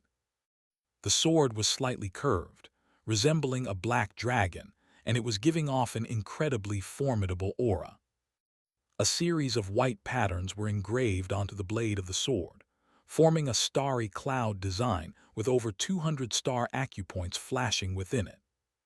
A grim look appeared on Sha Zin's face at the sight of the sword, and the four puppets instantly converged toward EQI at her behest. Despite how massive the sword was, it appeared to be no heavier than a feather in EQI's hands, and he swung it through the air at the four oncoming puppets. A fierce battle ensued, and a string of resounding booms rang out, causing the entire underground space to tremble violently. EQI was revealing the full extent of his power here, and it was truly an incredible sight to behold. Just as he predicted, the injuries sustained by Sha Zin hampered her puppet manipulation prowess significantly, and she was quickly forced onto the back foot, but she was still able to prevent EQI from reaching the holy remains for now. Han Li was standing beside the holy remains at the center of the lake of blood, observing the battle between Sha Zin and EQI with a stunned look in his eyes. Even though he had opened over 200 profound acupoints in the weeping blood formation, there was still a massive gap between himself and the two city lords. "Give the heart back to me, you human scum." Right at this moment, a furious roar rang out as Xihan Fang came rushing at Han Li with a near-deranged look in his eyes. The hole in his chest had already healed, and a series of black patterns had appeared over his arms, giving off an extremely cold and violent aura. On top of that, his speed had also been greatly enhanced, and he reached Han Li in the blink of an eye before throwing an almighty punch. A vast expanse of black light erupted out of the palm of his hand, forming a black fist projection that was several dozen feet in size. Han Li threw a punch of his own to oppose the black fist projection, and a resounding boom rang out as the fist projection exploded upon contact. An unnatural flush appeared over Xihan Fang's face, and he was sent flying back through the air, but Han Li was also sent stumbling back 3 steps in succession as a hint of surprise flashed through his eyes. That black fist projection had been imbued with far greater power than what Xihan Fang had demonstrated up to this point, and it had also released bursts of strange, invasive power that were surging into his body, completely bypassing his true extreme film. Right at this moment, the 2 puppets under Xio Zai's control appeared above Xihan Fang, and the winged puppet flapped its wings to send a flurry of blades of white light raining down upon Xihan Fang, while the feline puppet opened its mouth to release what appeared to be around a dozen silver branches, each of which released a bolt of silver lightning that also crashed down upon Xihan Fang.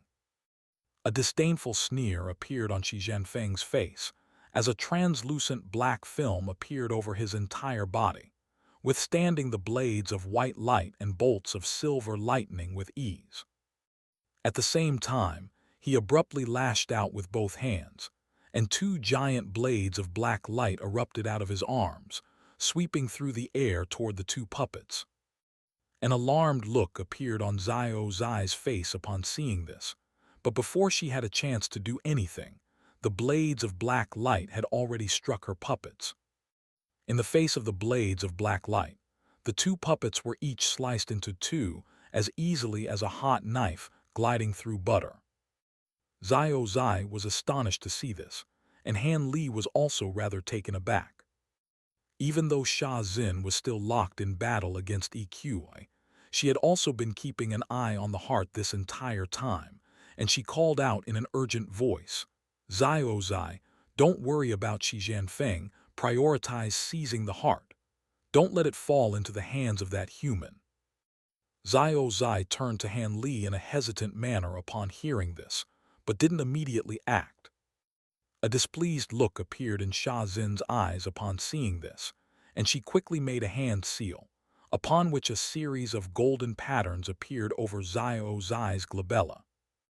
A cold and emotionless look instantly appeared on her face as she swept her sleeves through the air, releasing a pair of golden balls that transformed into a pair of giant, golden humanoid puppets in the blink of an eye.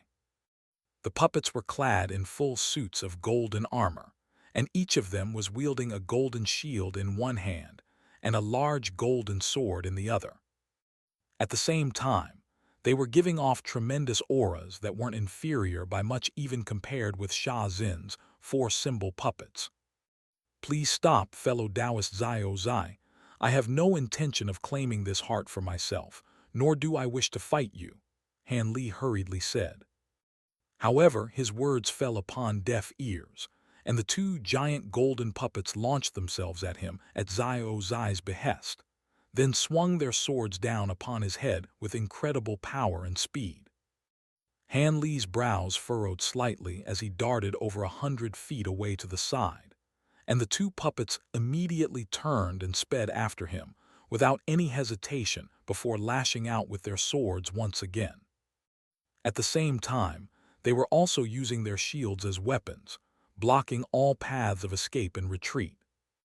To compound Han Li's woes even further, Xihan Fang was also pouncing at him from another direction.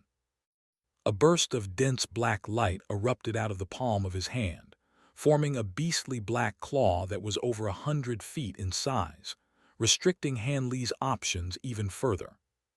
A cold look appeared on Han Li's face as he tucked the heart down the front of his robe, then lashed out with his fists in all directions to unleash a wave of white fist projections. The fist projections fanned out like the canopy of a peacock, and a string of resounding booms rang out as each puppet was struck by dozens of fist projections in an instant, sending them flying back through the air. The black claw projection crashing down from above was also shattered by Han Li's fist projections, but Han Li's body also shuddered violently, and his complexion paled slightly as he took an involuntary step back. Right at this moment, Xihan Fang appeared behind him without any warning, displaying far superior speed to before. At this moment, his entire body was enshrouded in a layer of black light, and he was wielding a black saber that he swung down at the back of Han Li's neck. Han Li's brows furrowed slightly as he suddenly fell forward, but his feet were still firmly rooted to the ground. As a result, Xihan Fang's saber flashed through the air above his head. Xihan Fang was clearly caught off guard by this, and he hurriedly tried to dart back and retreat, but right at this moment, Han Li's body sprang bolt upright again as he swung his right elbow at Xihan Fang in a vicious strike. The attack was too fast for Xihan Fang to evade, so he could only raise an arm to defend himself. The black patterns on his arm lit up as it made contact with Han Li's elbow, and the clear sound of bones shattering rang out in his arm as he was sent flying back through the air with a stunned look in his eyes. However, he then twisted around in midair before flying toward the pair of giant humanoid puppets. At this point, the two puppets had already steadied themselves, and they paid no heed to the oncoming Xihan Fang as they pounced at Han Li again, while swinging their swords at him with formidable power. Han Li was about to set off in pursuit of Xihan Fang, but he was stopped in his tracks by the two puppets, and he lashed out with his fists in retaliation, unleashing a pair of huge, white fist projections that struck the oncoming golden swords with an explosive boom. The two fist projections exploded upon contact, but the golden swords were also stopped cold in their tracks, while their puppet wielders were each forced back a step. Right at this moment, A streak of golden light shot forth from between the two puppets, and it contained a golden spear that was aimed directly at Han Li's chest. The wielder of the spear was none other than Xio Zai, and at this moment, she was wearing a suit of tight-fitting golden armor that accentuated her gorgeous curves, and there was a design o fa majestic golden bird engraved onto the suit of armor. The design was extremely lifelike, and every single line was radiating dazzling golden light, clearly indicating that this was no ordinary suit of armor. Han Li joined his palms together to clamp the tip of the golden spear between them, instantly stopping the spear cold in its tracks. A burst of radiant golden light instantly emerged over Xio Zai's armor, and around 50 to 60 star acupoints appeared on its surface. With her strength bolstered by the power transmitted into her body by the suit of golden armor, she tugged on her spear with all her might, but it remained firmly locked into place. "Do you not recognize me, fellow Taoist Xio Zai?" Han Li asked through voice transmission as he looked directly into her eyes. However, Xio Zai was completely cold and responsive to his words, and a layer of crimson light appeared over her face beneath her veil, indicating that she was about to unleash some type of secret technique that granted her short-term power at the expense of severe, long-term detrimental effects. Han Li heaved an internal sigh upon seeing this, then thrust his palms forward, sending Xio Zai and her spear flying. Right at this moment, Xihan Fang suddenly appeared behind Xio Zai with a sinister grin on his face, and he swung his black saber down upon her head without any hesitation. A black, beastly projection appeared over the blade of the saber, and its weight instantly increased by over tenfold as it swept through the air, leaving a long spatial rift in its wake. Xio Zai was still in the process of flying back through the air, so there was no way that she could evade the attack. Han Li immediately sprang into action upon seeing this, and all 475 of his profound acupoints lit up as he launched himself forward with all his might, reaching Xio Zai's side right before she was struck down before throwing a punch at Xihan Fang's black saber. However, right at this moment, the saber suddenly veered away to the side, avoiding Han Li's fist before sweeping toward his neck. At the same time, the beastly projection around the saber let loose a low roar before pouncing at Han Li and biting down upon his head. Han Li instantly felt a burst of tremendous pressure crashing down upon him, and even the light radiating from his profound acupoints had dimmed slightly. He took a deep breath before lashing out at the black saber with his other fist, and simultaneously, a giant mountain ape projection appeared behind him before pouncing at the beastly projection. A resounding boom rang out as the entire underground cave shuddered violently, attracting the attention of even Sha Xin and EQI. Golden, white, and black light intertwined, forming a three-colored ball of light, immediately following which Xihan Fang shot back out of the ball of light before crashing into the nearby cave wall. The black saber in his hand had been snapped into two, and the black patterns all over his body had become far dimmer than before.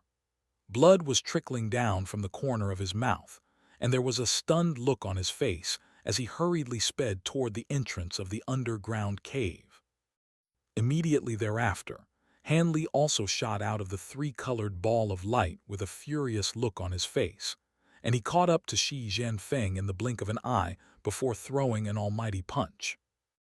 Radiant white light erupted out of his fist, resembling a blazing white sun, and all of the space within a radius of several hundred feet trembled violently as Han Li's fist rumbled through the air.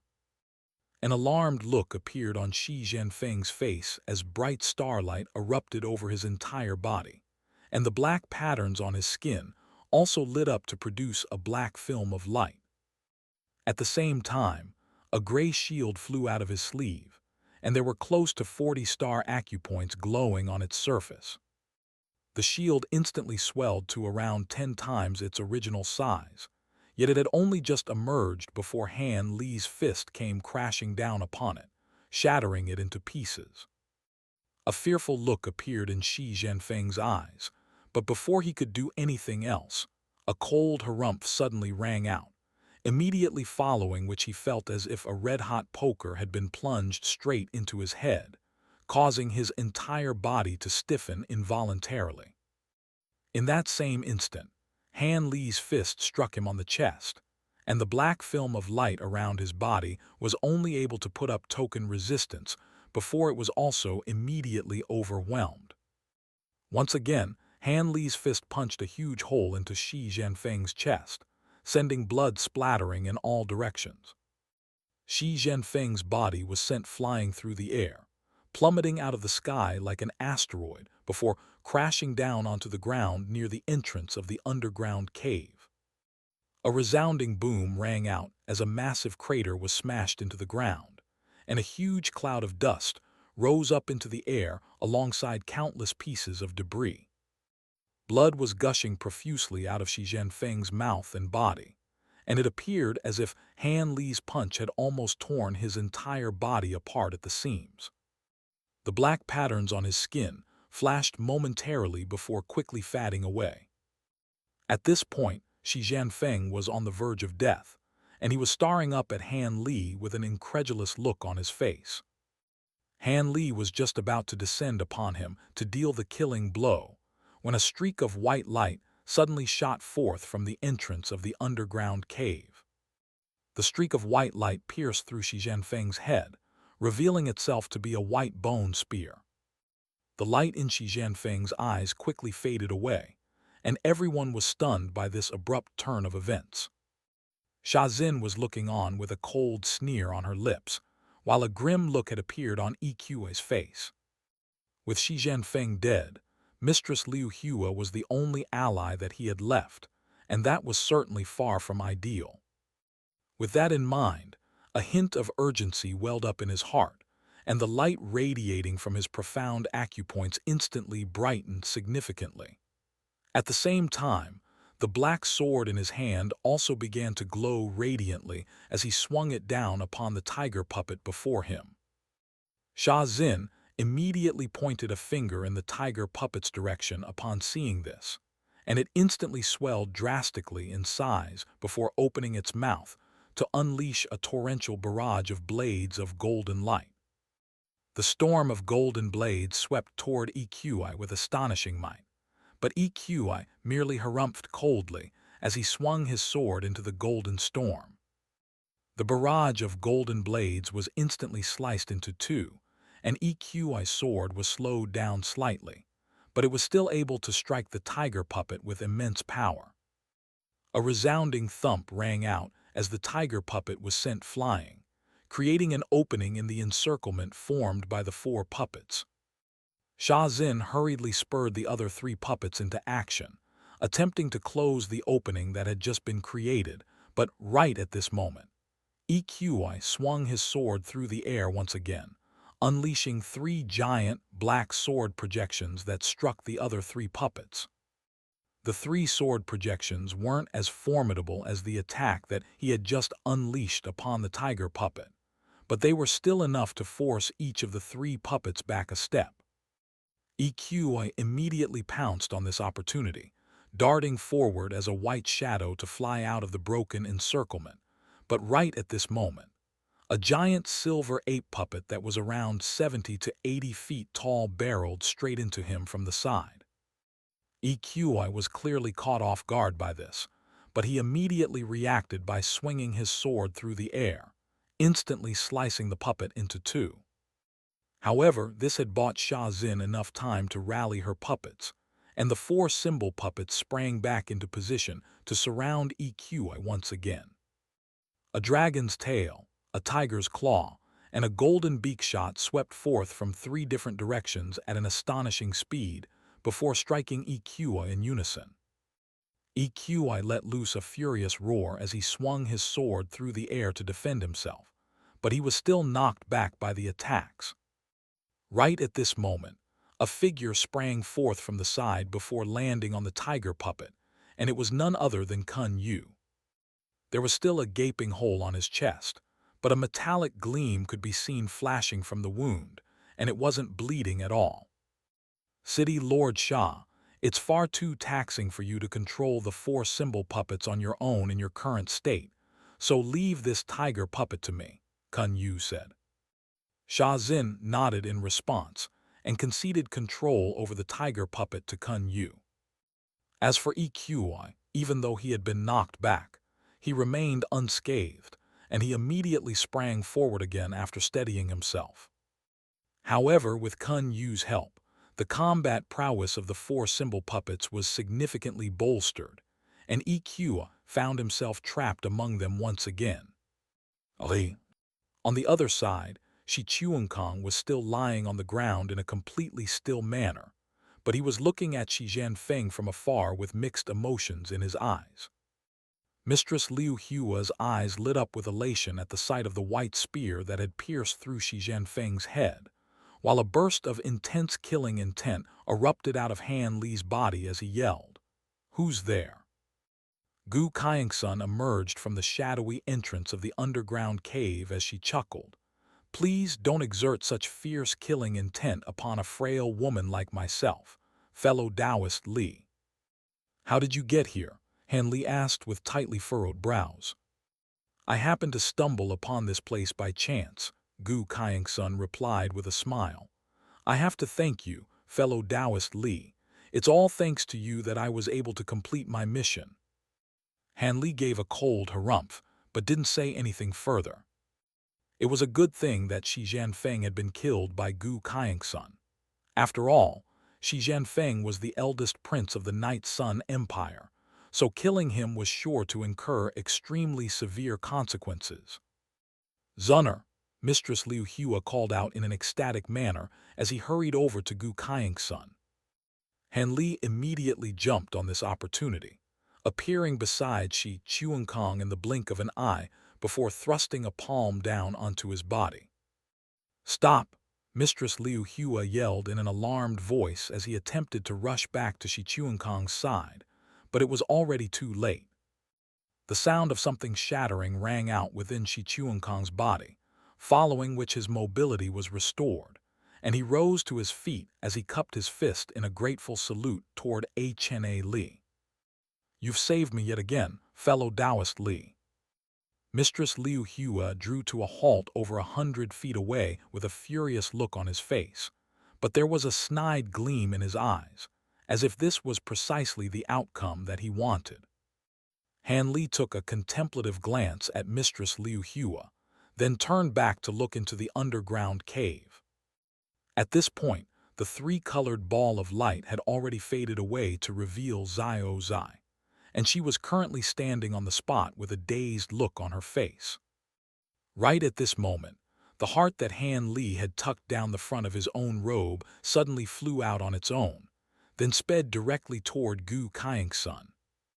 Han Li hurriedly set off in pursuit, while Shi Chu Kong followed along closely behind him. An alarmed look appeared on Gu Kaiengsun's face at the sight of the oncoming heart, and she instinctively dodged to the side. However, to everyone's surprise, the heart simply flew past Gu Kaiengsun before vanishing into Xihan Fang's lifeless body in a flash. A grim look appeared on Han Li's face upon seeing this. Could it be that Xihan Fang wasn't actually dead? Could it be that he had been biding his time all along, waiting for an opportunity to seize the heart again? With that in mind, an urgent look appeared on his face as he sped up even further, reaching Xihan Fang's body in the blink of an eye before reaching out for his head with the intention of shattering it. However, right at this moment, a burst of radiant crimson light erupted out of Xihan Fang's body, alongside a burst of tremendous force that sent Han Li and Xihan Fang flying back through the air. Han Li descended onto the ground over 100 feet away, with a wary look on his face. However, contrary to his expectations, Xihan Fang wasn't resurrected by the heart. Instead, his body began to rapidly shrivel up, and it was reduced to a dried-up husk in the blink of an eye. After that, the heart slowly flew out of Xihan Fang's body, hovering around a foot above it while giving off radiant crimson light. Han Li's eyes immediately lit up as he pounced at the heart once again, followed closely by Shi Chu Kong, while Xio Zai remained completely motionless. "What are you doing, Xio Zai?" Sha Xin yelled in a furious voice from afar. Xio Zai shuddered as she snapped back to her senses, and she was just about to control her two puppets to go after the heart when a pained look suddenly appeared in her eyes, and she threw her hands over her own head as she fell to the ground. Han Li was able to secure the heart ahead of Shi Chu Kong, following which he rushed over to Xio Zai's side. An agitated look appeared on Sha Xin's face as she hurriedly made a hand seal, and golden runes emerged from her fingertips. A burst of golden light flashed over Xio Zai's glabella, and an emotionless look returned to her face as she grabbed onto the golden spear beside her, then swept it through the air to send a wave of spear projections hurtling toward Han Li. At the same time, the two giant humanoid puppets also came rushing at him. Han Li's brows furrowed slightly upon seeing this, and right as he was about to retaliate, Taoist Zai's voice suddenly rang out in his mind. "That's enough. You two are on the same side, so you shouldn't be fighting among yourselves." Han Li immediately drifted away to evade the wave of oncoming spear projections, while also distancing himself from the two puppets, and the pair of puppets also stopped in their tracks.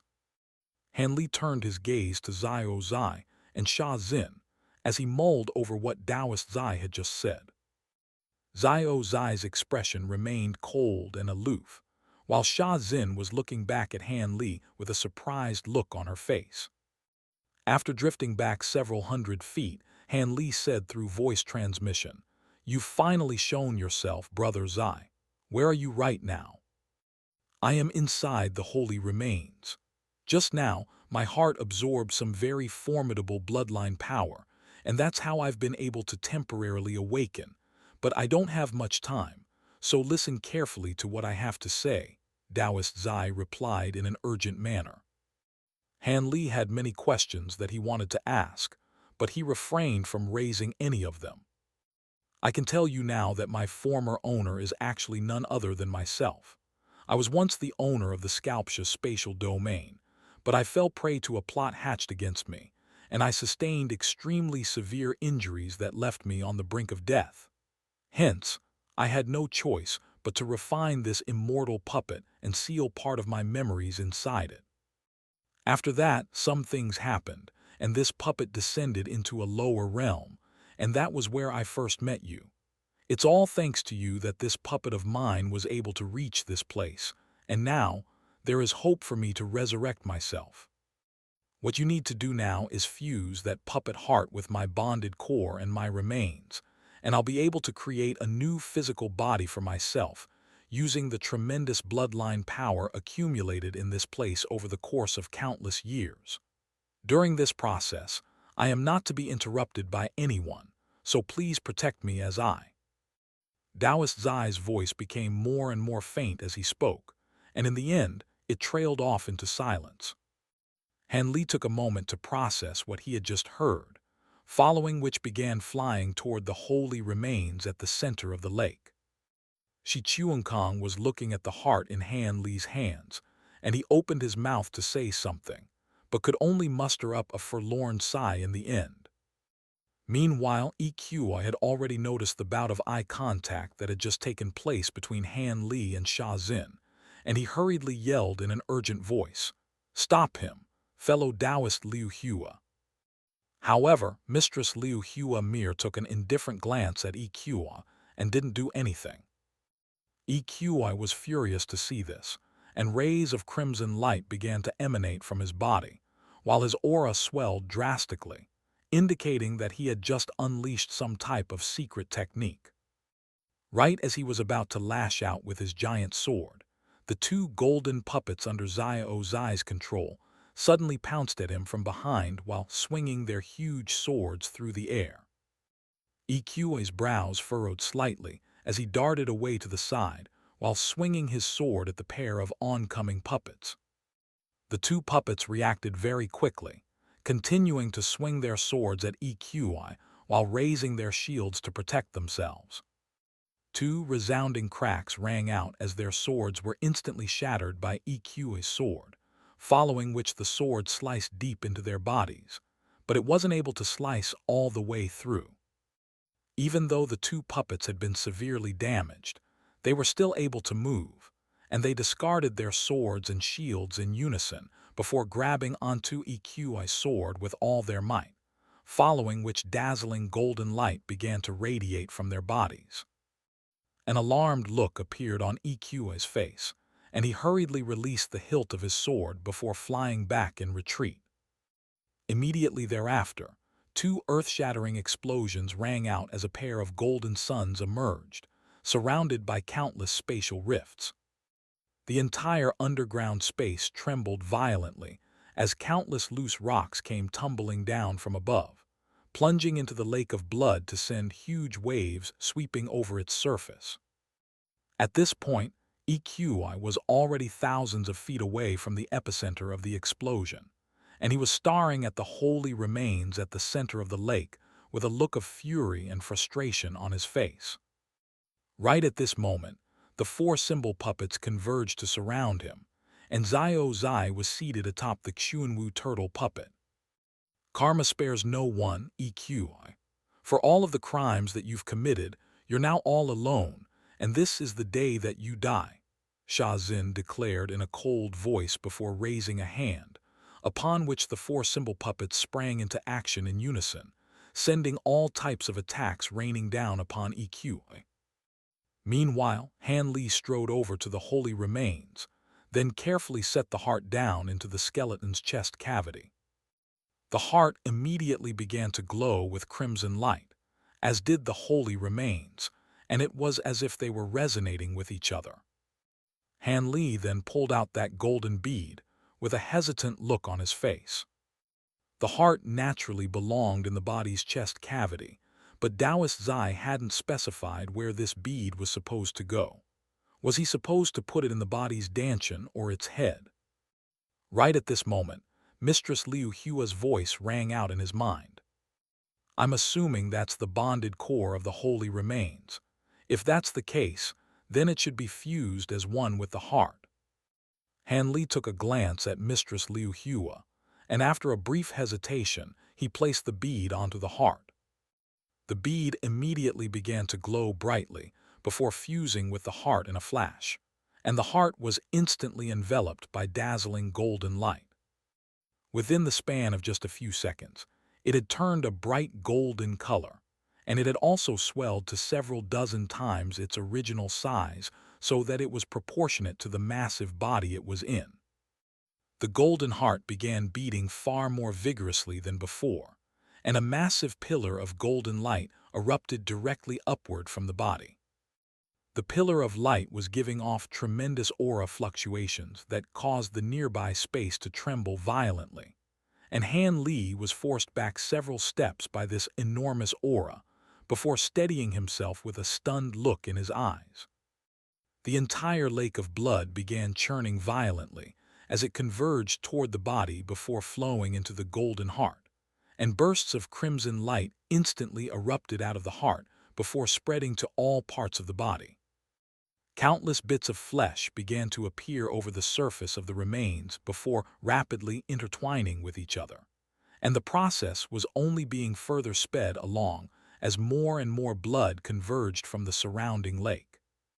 At this point, much of the ceiling of the underground cave had already collapsed from the battle taking place between EQI and the Puppet City cultivators, revealing the night sky above.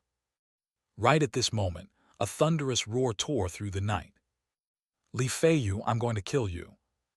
In the next instant, the entire lake of blood shuddered violently, and Han Li turned to discover EQI glowering at him with a look of murderous rage in his eyes. In contrast, Sha Zin's eyes were bright with elation as she yelled, "Keep him contained at all costs. Don't allow him to interfere with Master's resurrection." Kun Yu and Xio Zai gave a collective affirmative response, then began making a string of hand seals while changing an urgent incantation. Among the four symbol puppets, The dragon puppet was prowling in the east while opening its mouth to release a blazing hot and highly corrosive breath. The tiger puppet was situated in the west, and its mouth was wide open, releasing gusts of fierce wind that were as sharp as blades. The Xuanwu turtle puppet was standing in the north, and a burst of azure light was surging out of its mouth, exerting mountainous pressure upon everything encompassed within it. The vermilion bird puppet was hovering in the south with crimson flames flowing all over its entire body, and a jet of scorching fire was blasting out of its beak. With Kun Yu and Xio Zai's assistance, the four symbol puppets had become far more formidable than before, and EQI found himself trapped in the encirclement formed by the four puppets, unable to break free.